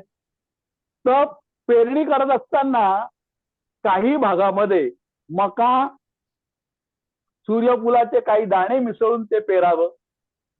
झाडावर पक्षी दाणे खाण्यासाठी त्याच्यामुळे येतील आणि आकर्षित होऊन मग ते काय करतील की हा मक्याचे किंवा सूर्यफुलाचे दाणे खाता खाता ज्या बाकीच्या पिकांवर ज्या आळ्या येऊन बसलेल्या आहेत, मग ते कपाशीचं पीक असेल किंवा वेगवेगळे भरड धान्य असतील, डाळी असतील, ज्यांच्यावरच्या आळ्या ते खायला येतील. नंतर पक्ष्यांना दिसेल एवढ्या उंचीवर भात किंवा इतर खाद्यपदार्थ ठेवता येईल यासाठी स्टँड तयार करून ठेवा. म्हणजे मग ते पोट भरतील आणि आळेही खातील. शेतात 15 ते 20 मीटर अंतरावर 2 खांब उभे करून, आम्ही इकडे वासे म्हणतो, दोरी बांधा आणि त्याच्यावरती ते बसायला त्यांना जागा मिळेल. आणि ती बसायला जर जागा मिळाली तर आजूबाजूच्या हवेत उडणारे पिकावर असलेले किडे ते आळ्या ते खातील आणि परत त्या दोरीवर येऊन बसतील. टीव्ही अँटिनाप्रमाणे, म्हणजे आम्ही अनेक शेतकऱ्यांना सांगतो की झाड वाळलेलं, तुम्ही सगळ्यांना मी इथे सांगेल की जेव्हा जेव्हा जाल तेव्हा वाळलेलं झाड तोडा.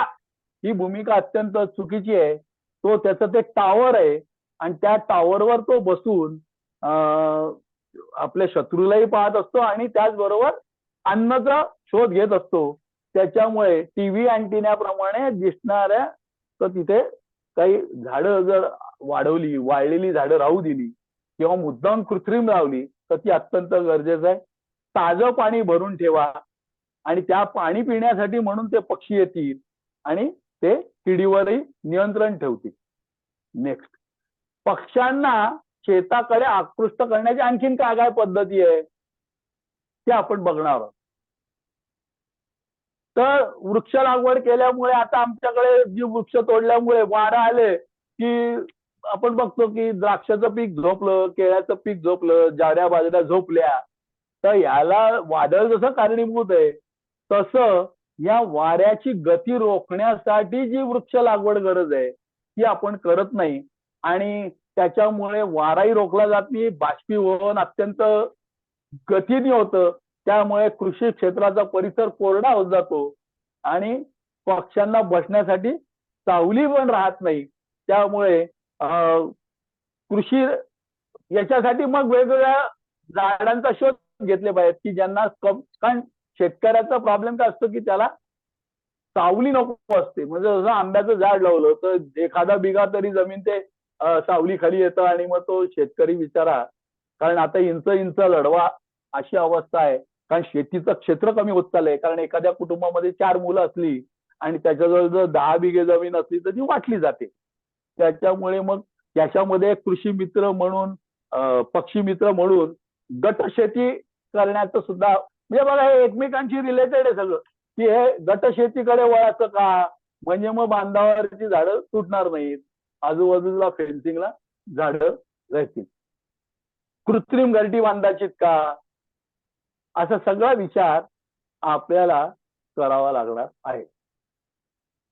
आता जे मी सांगितलं की 60 प्रकारच्या जाती या सायारांचा हल्ला करत असतात. जसं उदाहरणार्थ आता आपण भोरड्या म्हणजे भोरड्याला आपण रोजी स्टार्लिंग, हा जो रोजी स्टार्लिंग आहे, हा रोजी स्टार्लिंग थव्याने जेव्हा येतो युरोप मधनं आलेला असतो आणि तेव्हा त्याची वाढ आपल्या या धान्यावरच होत असते, तेव्हा तो साधारणतः पिकं उभी असताना तिथे वावरत असतो. तर हा बोरड्या खलास करतो का, पिकंही खलास करतो आणि किडही करत असतो.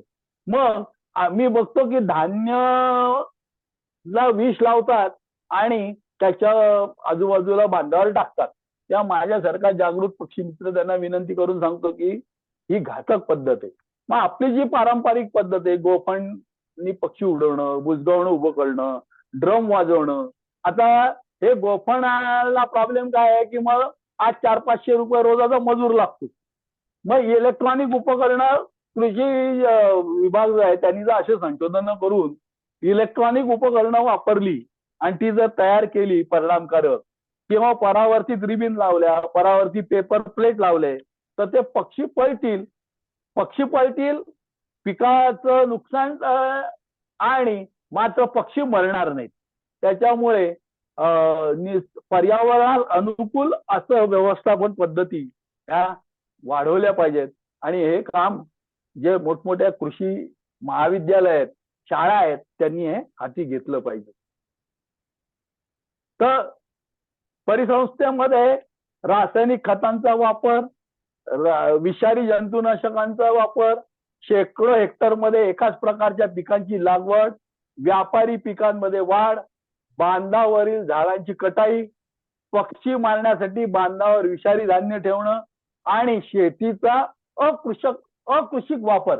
आता आम्ही बघतो की फार मोठ्या प्रमाणात शेतकरी शेती परवडत नाही, पिकाला योग्य भाव मिळत नाही म्हणून विटांच्या कारखान्यांना परवानगी देतं किंवा इतर नाना उद्योग तिथे सुरू झालेले दिसतात.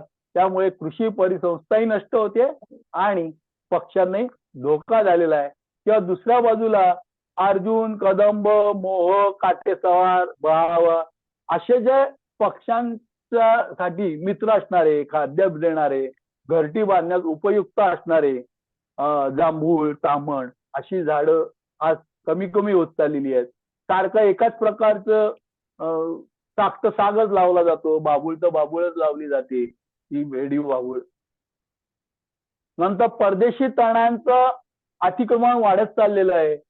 त्याच्यामुळे सुद्धा पक्षी हे दिवसेंदिवस नष्ट होतात आणि कृषी व्यवस्थाही नष्ट होते. तर वेगवेगळे अधिवास नष्ट होत आहेत, प्रदूषणामुळे अधिवास नष्ट होत आहेत, इम्पॅक्ट क्लायमेट चेंजचा शेतकऱ्यांवर होतोय. तेव्हा आपल्याला हा सगळा विचार प्रामुख्याने करावा लागणार आहे. आणि तो जर आपण विचार केला नाही तर आपली शेती व्यवस्था ही नष्ट होणार आहे आणि त्याच्यामुळे आपल्याला हवामान बदलामुळे जे ढगफुटी, फॉरेस्ट फायर वाढत चाललेलं आहे.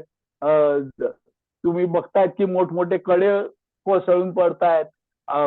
जे आपण पर्यावरणपूरक विकास करत नसल्यामुळे उत्तराखंड मधली काय अवस्था आहे ती आपण बघतो. गोव्याकडे काय होतंय, कोकणाकडे काय होतंय हे सगळं आपण पाहतो आहोत.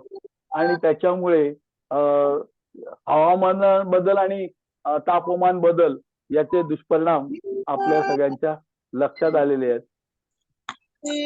तर भारतीय पक्ष्यांची स्थिती हा जो 2023चा अहवाल आहे त्याच्यात 238 प्रजातींचा जो अभ्यास झाला त्यात 60% प्रजातींमध्ये घसरण लक्षात आलेली आहे आणि त्याचे दुष्परिणाम आपल्याला हळूहळू दिसणार आहे. ते जे संशोधन आहे त्याच्यात असं लक्षात आलेलं आहे की फार मोठ्या प्रमाणावरती कृषी क्षेत्रही नष्ट होत आहे. तर भारतातल्या नष्टप्राय होणाऱ्या पक्ष्यांच्या जाती आपण बघितल्या आहेत की रान पिंगळा आहे, जॉर्डनचा धाविक आहे, बंगालचा तणमोर आहे, गुलाबी डोक्याचा बदक आहे, हिमालयन लावा आहे गिधाडांच्या तिन्ही जाती आहेत, त्या भारतीय मालढोके, पांढऱ्या पोटाचा ढोकरी आहे, तर असे संकटग्रस्त पक्षी आहे ते नष्ट होण्याची भीती आहे. आणि याला कारण आहे, या विनाशाला जबाबदार आहे निसर्गाला ओरबाडणारी स्वार्थी विकास नीती. या विकास नीतीवर आपल्याला चर्चा करावी लागेल. आणि पक्षांची कृषी परिसंस्थेतील भूमिका अबाधित राहण्यासाठी सेंद्रिय शेती हाच पर्याय आहे. कारण सेंद्रिय शेतीमुळे परिसंस्था निरोगी राहील, हवामान व तापमान निरोगी राहण्यास मदत होईल, जैवविविधतेचं संवर्धन होईल, बांधावरील वृक्षविलींचं जतन होईल, प्राण्यांचा सुयोग्य निवारा निर्माण होईल, निरोगी पशुधन निर्माण होईल आणि मित्र पक्षी व कीटकांची आणि मित्र तणांचं रक्षण होईल. आणि अशा प्रकारे एक आपण जागृत पक्षी मित्र राहायला पाहिजे. आणि या भूमिकेतनं आपल्या कृषी परिसंस्थेत पक्षांची जी भूमिका आहे, जे कार्य आहे, ते आपण ग्रामीण जनतेपर्यंत नेलं पाहिजे. आणि सेंद्रिय शेती, सेंद्रिय पेस्टिसाइड आणि रासायनिक शेतीला पर्याय असा हा कसा उभा करता येईल, यासाठी एकत्रित वेगवेगळ्या विभागांनी अभ्यास करण्याची गरज आहे. नाहीतर आपले हवामान तापमान बदल आणखीन गतीने होईल, आपली कृषी परिसंस्था नष्ट होईल. आपल्याला इतर कुठल्या शत्रू राष्ट्राची गरज नाही. आपण जर आपली कृषी परिसंस्था ही जर सेंद्रिय निर्माण केली नाही, तर 70% जनता आणि संपूर्ण मानव ज्यावर अवलंबून आहे, तो कृषी परिसंस्था जर नष्ट झाली, पक्षी नष्ट झाले, तर मनुष्य आपोआपच नष्ट होणार आहे. हवामान तापमान बदल तर पुढच्या गोष्टी आहे. तेव्हा सह्याद्री संकल्प सोसायटी, सृष्टी विज्ञान, अठ्ठल्य सप्रे पित्रे महाविद्यालयाने जी मला माझं अनुभव मांडण्याची संधी दिली, त्याच्याबद्दल मी अत्यंत आभारी आहे. धन्यवाद. धन्यवाद गाडगे सर. गाडगे सरांनी मागच्या 1.5 तासापासून आपल्याला अतिशय उपयुक्त माहिती दिलेली, ज्याच्यामधून आपल्याला सर्वांच्या लक्षात आलेलं आहे की पक्षांचं कृषी परिसंस्थेमध्ये किती महत्वाचं कार्य आहे. सरांचा मोबाईल नंबर शेवटच्या स्लाइडवर तुम्हाला स्क्रीनवर दिसतोय, तर त्यामुळे तुम्हाला पक्षांच्या संदर्भातली एखादी शंका असेल किंवा या संदर्भातली काही माहिती हवी असेल, तर गाडगे सरांना नक्की संपर्क करा. ते नक्की आपल्या प्रश्नांना योग्य उत्तरं देतीलच. आता मित्रांनो, शेवटच्या टप्प्यामध्ये आपण वळणार आहोत, तर ते म्हणजे प्रश्नोत्तराच्या सेशनकडे. तर त्यामुळे तुमच्यापैकी काही जणांना ज्या शंका असतील, काही जे प्रश्न असतील, तर त्यांनी प्रश्न विचारायचा आहे चॅट बॉक्सवर किंवा स्वतःला अनम्यूट करायचे आणि त्यानंतर प्रश्न तुम्हाला स्वतः पण प्रत्यक्ष विचारता येतील. गाडगे सर, डॉक्टर गिरी मॅडम यांनी पण एक सूचना सांगितलेली आहे सर्वांसाठीच, की पक्ष्यांना अनेकदा चिवडा, पुरी यासारखे चटपटीत पदार्थ खायला देतात, तर ते सुद्धा देणं चुकीचं आहे. अत्यंत घातक आहे. म्हणजे आम्ही मध्ये मॅडमशी पूर्ण सहमत आहे. अलिबाग म्हणजे जळगावला आमच्या एका इन्स्टिट्यूटला आम्ही भेट देतो, तर तिथला हॉटेलवाला आम्हाला पक्षी मित्र म्हणून आवर्जून बोलवतो आणि सांगतो की मी पण पक्षी मित्र आहे आणि शेव चिवडा खायला देत असतो. त्याला आम्ही अनेक वेळा समजावून सांगितलं की बाबा रे, ते विषारी आहे. किंवा आता आम्ही बोटीने अलिबागच्या भागात जातो तिथल्या पक्ष्यांचा अभ्यास करायला, काय तिथल्या वेगवेगळ्या समुद्र किनाऱ्यांवर. तर हे जे हौशी लोक असतात ते, आणि या मोबाईलनी काय झालंय की सेल्फी काढण्याची सवय झाली आहे, तर कुरकुरे आणि ते सगळं देऊन ते फोटो काढतात त्या उडत्या पक्ष्यांचा. तर ते घातक आहे. समजावून सांगण्याची प्रचंड गरज आहे. झालं काय की मनुष्यबळ समजावून सांगणार कमी आहे. पण आपण निराश न होता, मॅडम तुमच्याशी मी पूर्ण सहमत आहे की हे तेलकट पदार्थ अत्यंत पशुपक्ष्यांना घातक आहेत आणि ते मांडलं गेलं पाहिजे. नमस्कार सर. अगदी बरोबर आहे. नमस्कार सर. डायक्लोरोफेनॅक या गिधाडात जे नष्ट होतात त्या औषधावर बंदी आणली आहे. ऐकून येते बंदी आहेच, पण ते काय चोरून वेगवेगळ्या नावाने येऊनच राहिलंय मार्केटला. Thank you sir. बहुराष्ट्र कंपन्या खूप गेम खेळत असतात, वेगवेगळ्या परत नावं बदलून ते फवारण्या करत असतात आणि शेतकरी सुद्धा हतबल असतो आणि आपलं कृषी धोरण काही फार मोठं पर्यावरणाचा विचार करत नाही. एकत्रित मी जसं चीन सारखं सांगतोय की सर्व विभागांना एकत्र बसवून तो अभ्यास झाला पाहिजे, तो करत नाही. त्याचे दुष्परिणाम आपण भोगतो सगळे. आणि आपल्याकडे काय झालंय की आपण बरोबर आहे. एकाच शाखेचा मल्टी अभ्यास करायला तयार नाही आहोत. म्हणजे फुलपाखरवाला फक्त फुलपाखरच पाहिल आणि नोंदवेल तसं नाही, तर त्याचे एकंदर पर्यावरण, कृषी, जैवविविधता याच्याशी काय संबंध आहे हा जर सांगड घातली नाही तर मग आपण जर बोलायला लागतो मग तुम्ही म्हणतात बा तुम्ही विषय सोडून बोलतात, असे सुद्धा आरोप होतात. बरोबर आहे सर. आणखी काही जणांना जर प्रश्न असतील तर स्वतः अनम्यूट करून किंवा इनबॉक्स मध्ये प्रश्न विचारा. सुभाष सरांनी प्रश्न विचारलाय की त्यांना याआधी जॉईन झाल्यानंतर सुद्धा सर्टिफिकेट मिळालेलं नाहीये. सुभाष सर, आपण ज्या वेळेला फीडबॅक लिंक पाठवतो तर त्यावेळेला फीडबॅक लिंक भरली की स्वाभाविकपणे कॉम्प्युटराइज सिस्टीम आहे, त्याच्यामध्ये मानवी हस्तक्षेप होत नाही, तर त्याच्यामुळे तुम्हाला सर्टिफिकेट नक्की मिळतील. मात्र तुम्हाला योग्य असा बिनचूक ईमेल आयडी त्यामध्ये भरावा लागेल आणि फीडबॅक लिंक भरावी लागेल. आजची फीडबॅक लिंक सुद्धा मी शेअर करत आहे. अभिषेक सर विचारा. नमस्ते सर. सर, पानातल्या वनस्पतींना कबुतरांपासून काही धोका येऊ शकतो का? कुठल्या हॅलो, कशातल्या? पाण्यातल्या ज्या वनस्पती असतात ना सर, कमळ, वॉटर लिली ज्या असतात, तर कबूतर येण्यामुळे म्हणजे पाणी पिण्यासाठी जे कबूतर येतात त्या कबूतर येण्यामुळे त्या वनस्पतींना काही धोका उद्भवू शकतो का? नाही नाही, काय उद्भवत नाही. काय कारण आहे? मला तर काही शास्त्रीय कारण लक्षात येत नाही. पण एकच एक पक्षी जर खूप वाढलंय काय तर त्यांच्या विष्ठेचे दुष्परिणाम होत आहेत. म्हणजे आता जिथे जिथे मुद्दामून अन्नधान्य खायला घालतात, आता जसं आम्ही आमचं बघतो आजूबाजूला गच्च्यांवरती धान्य ठेवतात, मग एकच एक महिना तो महिनाच वाढते, मग ती दुसऱ्या पक्ष्यांना ते धान्यच देत नाही खरं तर. आणि मग त्यांच्या विष्ठेपासनं, त्यांच्या पंखातनं जे जंतू असतात त्याचे घातक परिणाम होतात. दम्यासारखे ॲलर्जिक आजार वाढतात, हे मात्र गोष्ट खरी आहे. पण तिथे त्या पक्षाच्या माध्यमात जर काही त्याला रोगराई असेल तर ती जर मोठ्या संख्येने बसली तर पसरण्याची भीती आहे. याला एकच आहे की उगाच विनाकारण धान्य ठेवणे आणि पक्ष वाढवणे हा जो आहे, तर मग त्याच्यामध्ये खरं लहान पक्ष्यांना काही अन्नच मिळत नाही असं आमचं निरीक्षण आहे. बरोबर आहे सर. सरांनी अगदी योग्य पद्धतीने आपल्या समोर बाजू मांडलेली आहे. की तुमचा ईमेल आयडी आहे का गाडगे सर? कारण काही जण मागत आहेत तुमचा ईमेल आयडी. गाडगीळ राजे RD GADGIL RD, R for Rajendra, D for Damodar @gmail.com. आमच्या गाडगिळचं स्पेलिंग खूप खून पाडतात म्हणून मी परत एकदा रिपीट करतोय. गाडगिळचं गाडगे घोडगे काही करतात तर तुमचं मग ईमेल चुकीचा होईल. गाड ग गिळ असं दोनदा लक्षात ठेवा, एकदा गाडाचं एकदा गिळाचं, तर GADGIL. बरोबर आहे. तशाच पद्धतीचा चॅट बॉक्स मध्ये पण टाकलाय मी.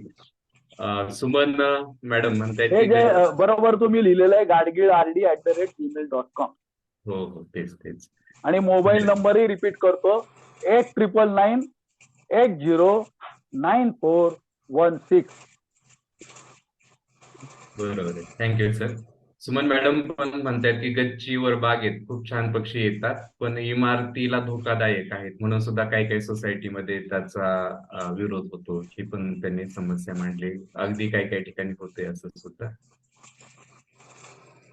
आता कसं आहे की अतिक्रमण आपलं पण आहे ना भयानक, की आपण जंगल शेती तोडून जर तिथे त्याच्या पक्ष्यांनी जावं कुठे, मग तुम्ही धान्य खायला घालू नका, ते पक्षी नियंत्रणात राहतील.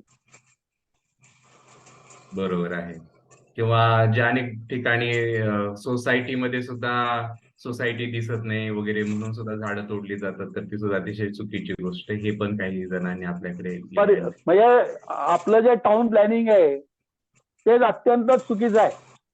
म्हणजे बघा मी म्हणतो तो इंटिग्रेटर जे मी म्हणतोय की आलं टाउन प्लॅनिंग पाशी की तुम्ही जेव्हा नवीन गृहरचना करतात तेव्हा त्या चिमणी पूरक असल्या पाहिजेत, तिथे खोबणी चिमणींसाठी असल्या पाहिजेत, काय आजूबाजूला वेगवेगळी पक्ष्यांना सुयोग्य अशी झाडं लावली गेली पाहिजेत, तरच तुमच्या बांधकामाला आम्ही परवानगी देऊ असं धोरण आहे. आणि हे शेवटी मग परत मतदानामध्ये आपण दिसलं पाहिजे की अशी आमचा मॅनिफेस्टो पर्यावरणवाद्यांचा हा आहे असं सांगण्याचं आपण जेव्हा हरित मतदार होऊ तेव्हाच या गोष्टी सुटू शकतील असं माझं 40 वर्षाचा अभ्यास आहे. अगदी की आपण बरोबर आहे. हरित मतदार होऊ की नाही सर्वसामान्य लोकांनी जोपर्यंत मागणी करणार नाहीत आणि उठाव होणार नाही आणि त्याचा एक राजकीय दबाव जोपर्यंत होत नाही तर तोपर्यंत पर्यावरणाची काळजी घेणारे लोकांनी एकत्र येण्याचीच गरज सरांनी अधोरेखित केलेली आहे. शेवटचे 1-2 प्रश्न आपण घेऊयात.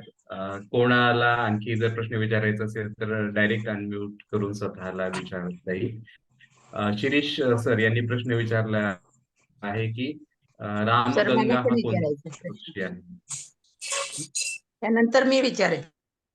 हा नक्की पूजा मॅडम विचारा.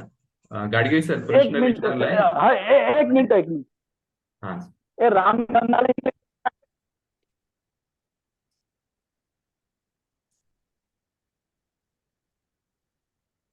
खरं तर शेतीच्या संदर्भातली जी आपल्याला माहिती उपलब्ध झालेली आहे सरांच्या लेक्चर. रामगंगाचं ग्रेट टीट नाव आहे. अच्छा हा हा. तर शिरीष सरांनी जो प्रश्न विचारला होता तर त्याचं उत्तर दिलेलं आहे की रामगंगा हे मराठी मधलं नाव आणि त्याचं इंग्लिश मधलं सायंटिफिक नाव सुद्धा सरांनी दिलेलं आहे. सायंटिफिक नाव नाही, इंग्लिश नाव आहे. सायंटिफिक अजूनच बरंच कठीण. बरोबर आहे. सायंटिफिक नाव बऱ्याच जर लॅटिन मधले असल्यामुळे आणखीन उच्चारायला जड जातात. डॉक्टर पूजा मॅडम विचारा प्रश्न सरांना. हो सर. नमस्कार सर. नमस्कार. आहे का दुसरं आणखी? नाही मी डॉक्टर नाही, पूजा तुम्हीच बोलते. आपण जी सरांनी जी माहिती सांगितली की कशा प्रकारे प्रदूषण होते रासायनिक खतांचा वापर केल्यामुळे आणि त्याचे मानवी जीवनावर कसे विपरीत परिणाम होतात आहे, तर यासाठी आपल्याला सरांनी सांगितलं की असा असा प्रोग्राम राबवायला पाहिजे, पण तो राबवला जात नाही. पण इथे एक महत्वाची गोष्ट अशी मला सांगावीशी वाटते की निसर्गातले प्राणी नैसर्गिकपणे वागत होते तेव्हा त्यांना काहीच नव्हतं होत. त्यांना आपण जसं कृत्रिमतेने वागायला लागलो तसं त्यांना पण वागवायला लागलो आणि म्हणून त्यांचा परिणाम आपल्यावर आणि आपला परिणाम त्यांच्यावर झाला. पण आता पुढचं जे असं होऊ नये, टेक्निकली इतकं प्रगत झालंय तर त्या दृष्टीने याच्यावर अगदी सारासार विचार करून जसं सरांनी सांगितलं की पक्षीवाला पक्ष्याचाच विचार करतो, जसं डॉक्टरांकडे गेलं तर ते पण तसाच विचार करतात. इथे माझ्या एक ओळखीचे डॉक्टर आहेत, त्यांनी असं ते आहेत ऍक्च्युअली पोट विकारतात, पण त्यांनी असा समग्रपणे विचार करून त्याचा एक उपचार सुरू केले, उपचार पद्धती ऑनलाईन ते देतात. तर मला ते इथे अगदी रिलेटेड असं वाटलं की कृषीचा सुद्धा विचार करताना असा समग्र विचार व्हावा आणि त्याचा मानवी जीवनावर परिणाम. तर त्या दृष्टीने आपल्याला काय करता येईल त्याच्यावर आपण काय करू शकतो सांगा. याच्यावर म्हणजे वेगवेगळ्या पक्षी मित्रांनी एकत्र येऊन आपली स्वतःची आधी भूमिका जाहीर करायला पाहिजे.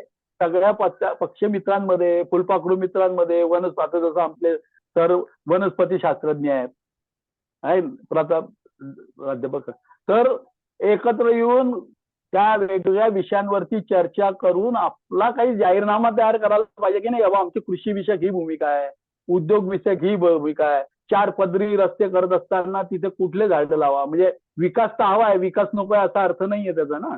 पण मग विकास कसा हवा याच्या काही कन्सेप्टच आपल्या क्लिअर नाही आहेत ना. आपण फक्त छंदच बाळगतो आहोत सगळे. तर छंद तर बाळगलाच पाहिजे, पण छंदाचं पुढचं पाऊल तुम्ही जर म्हणालात की काय करता येईल, तर तशा एकत्र येऊन त्याच्यावरती चर्चा घडवणं आणि त्या संवर्धनाचे मार्ग, आणि मग ती ही दिशा राजकारणाकडे जाते आणि मग तिथे आपण सगळे चूक होऊन जातो. अगदी बरोबर आहे. राजकारण्यांना आपल्याला सांगावं लागेल ना, राजकारणी काही शास्त्रज्ञ नाहीत. नाही राजकारणी म्हणजे मी व्यक्तीने आजचे जे राजकीय पक्षांची जी आर्थिक विकासाची धोरणं आहेत काय, ती धोरणं पर्यावरण पूरक कशी करता येतील, म्हणून मी हरित मतदार जो मगाशी शब्द वापरला हम्म. की तो आपला काही जाहीरनामा झालाय का तयार, हरित मतदार म्हणून किंवा एक नाही. पक्षी मित्र म्हणून, एक वनस्पती शास्त्रज्ञ म्हणून, की विकासाचे हे माझे मानदंड काय मग त्याच्यावरती ज्याला सामूहिक बौद्धिक चर्चा घडून आली पाहिजे. आणि मग सामूहिक बौद्धिक चर्चा घडून आली की एक काहीतरी दिशा प्राप्त होईल. ते होत नाहीये. हा ते झालं पाहिजे. आणि मला माझा- पण तेच म्हणायचंय. कारण तर कायदेकरणात सरांनी असे जे उपक्रम घेतलेले आहेत, या अशा उपक्रमातनं हळूहळू निदान आता बोलायला लागलो. माझा विचार सरांच्यामुळे आज 50 लोकांपर्यंत जाऊन पोहोचला. काहीतरी असं होतील बदल. नक्कीच थँक्यू सर. काय हे क्रेडिट सरांनाच जाऊ देऊ आपण. नक्कीच नाईकवाडे नाही सरांनाच सर, आहे आपल्या क्रेडिट पूर्णपणे. खरं तर आपल्याकडे खूप मोठ्या संख्येने निसर्गप्रेमी आहेत. त्यांना एकत्र आणण्याचं व्यासपीठ या निमित्ताने उपलब्ध झालेलं आहे. आणि सुरुवातीला लॉकडाऊनच्या काळामध्ये ज्यावेळेला आम्ही निसर्गवन व्याख्यानमाला चालू केली होती, तर तुमच्या सर्वांच्या प्रतिसादामुळे लॉकडाऊनच्या नंतर सुद्धा आपल्याला ती राबवता आली आणि नक्की राहील. या निमित्ताने चर्चा सर्व होत आहे श्रोत्यांचे या आणि त्या निमित्ताने आभार निमित्ताने मानतो सुद्धा सर. जनजागृती होते. हो नक्कीच सर. मी त्याच बाजूला येत होतो शेवटच्या टप्प्याकडे, की खरं तर आजचा हा 49वा पुष्प होतं निसर्गवान व्याख्यानमालेमधलं. आणि ते सुद्धा अतिशय सुंदर पद्धतीने गाडगे सरांनी गुंफलं आहे. एवढा आज अष्टमीचा उपवास आणि इतर काही धार्मिक कार्यक्रमामुळे सुद्धा जरी काही जणांना शक्य नव्हतं झालं झूम मधून जॉईन करण्यासाठी, तरी सुद्धा ते युट्यूबच्या माध्यमातून सुद्धा आणि नंतर सुद्धा हे लेक्चर नक्की बघणार आहेत. तर खूप चांगल्या पद्धतीने गाडगे सरांनी आपल्याला पूर्ण माहिती दिली. कृषी परिसंस्थेमध्ये पक्षाचं किती महत्व आहे आणि ते कशा पद्धतीने आहे हे आपल्याला अतिशय डिटेल आणि खूप सुंदर फोटोग्राफ आणि उदाहरणामधून आणि अतिशय नवनवीन प्रकारची अपडेटेड इन्फॉर्मेशन ही सुद्धा सरांच्या व्याख्यानामधून मिळाली. तर त्याबद्दल गाडगिरी सरांचे खूप खूप आभार. सर्वांच्याच सहभागातून आणि त्याचबरोबर निसर्गप्रेमी माझे मित्रमैत्रीण, आबालवृद्ध हे सर्व आपल्या या कार्यक्रमाला जॉईन होतात. आज सुद्धा ते मोठ्या संख्येने जॉईन झाले होते. तर त्यामुळे सर्वांचे सुद्धा खूप खूप आभार. आणि त्याचबरोबर आमची पूर्ण टीम म्हणजे सृष्टी ज्ञान संस्थेमधील कुणाल सर, तन्मय सर आणि त्याचबरोबर सह्याद्री संकल्प सोसायटीचे प्रतीक सर आणि इतर सर्वजण, संजीव सर, त्यांचे सर्वांचे सुद्धा खूप खूप आभार मानतो. मित्रांनो, पुढचं आपलं जे व्याख्यान आहे तर ते 50वं असणार आहे. आणि त्या कारणामुळे 50वं व्याख्यान नक्कीच तुमच्या सर्वांच्या सहकार्यानेच आपण पूर्ण केलेला आहे. हा जो टप्पा आहे तर तो आपण अतिशय यशस्वीरित्या पूर्ण करणार आहोत. तर त्याच्या संदर्भातले अपडेटेड इन्फॉर्मेशन ही सुद्धा ग्रुपवर येईलच. परत एकदा सर्वांचे आभार मानतो आणि आजच्यासाठी आपण इथे थांबूयात. पुन्हा भेटूयात पुढच्या धन्यवाद. महिन्यात. सगळं माझं बोलणं गोड करून घेतलं त्याच्याबद्दल.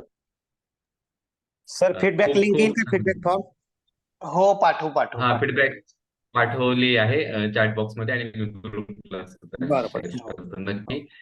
हा सर्टिफिकेट मिळेल ना धन्यवाद. सर याचं पुन्हा certificate? एकदा आभार गाडगे सर. हा. हो फीडबॅक लिंक पाठवा सर. तुम्ही लिंक व्यवस्थितपणे भरून पाठवली की तुम्हाला 2-3 दिवसामध्ये त्याचं नक्की सर्टिफिकेट मिळेल. काहीच ठीक आहे, अडचण नाही. thank you, तर sir. कॉम्प्युटराईज सिस्टीम आहे. तर माझं त्यामुळे मागच्या असं वेळेचं आलंच एखाद्याला नाही. मिळालं दुसऱ्याला मिळालं नाही नाईकवाडे असं होत सर नाही. मागच्या वेळेचं माझं सर्टिफिकेट नाही आलं. फीडबॅक लिंक भरली होती मॅडम. हो सर भरली होती लिंक. त्याच्या आधीचे आले आहेत, मागच्या वेळेचं नाही आलं. अच्छा, मला तुमचे डिटेल्स व्हॉट्सअपला सेंड करा, मी चेक करतो मॅडम. चालेल sir. Okay thank you sir. Thank you Gadge sir आणि थँक्यू माझे सगळे धन्यवाद. मित्रमैत्रिणी. पुन्हा एकदा सर्वांचे आभार. परत धन्यवाद गाडगे सर. Thank you everyone. हो हा सर. एंड करा मीटिंग. हो करतो. थँक्यू.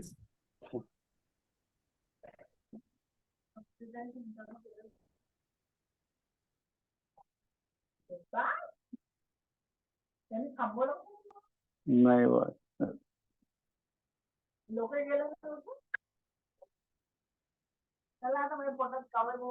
चला. होईल सर बंद आता. गाडगे सर लिव्हचं हा, बटन बोला. त्याच्यावर क्लिक करा सर. केलं ना? नाही झालं नाही का? सर तुमच्या इकडनं नाही. केल्यात लेफ्ट झालं तरी चालेल. हा धन्यवाद सर्वांना. तुम्ही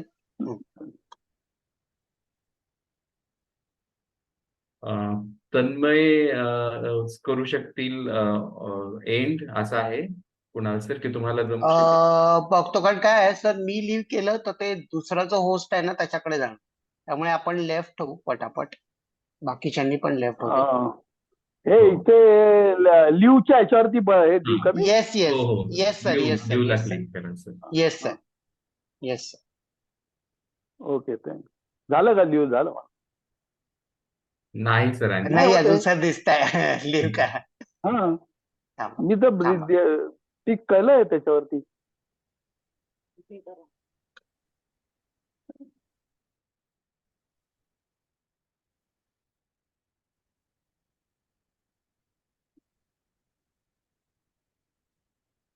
टेक्निकल टीम मीटिंग बंद करेलच, मात्र त्याच्या आधी सुद्धा आज सर्व निसर्गप्रेमी मित्रमैत्रिणींना विनंती आहे की त्यांनी लिव्हच्या बटनला क्लिक करून लेफ्ट व्हावं.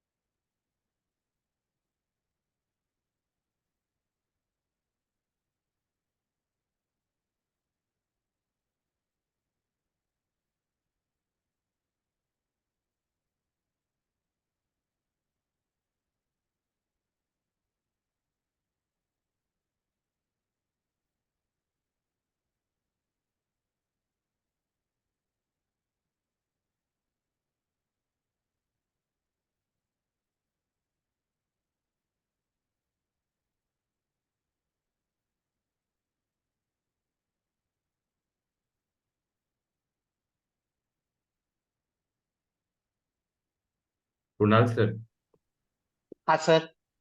तन्मयला सांगितलं लागत नाही तन्मय. नाही सर, तुम्ही लिव्ह करा, मी आहे, मी हे करतो तुम्हाला, नो प्रॉब्लेम. मी आहे जावेपर्यंत मी आहे. हो झालं, एक तुम्ही दोघे मग तीन चार जण राहिले. हो हो हो हो सर, हो सर.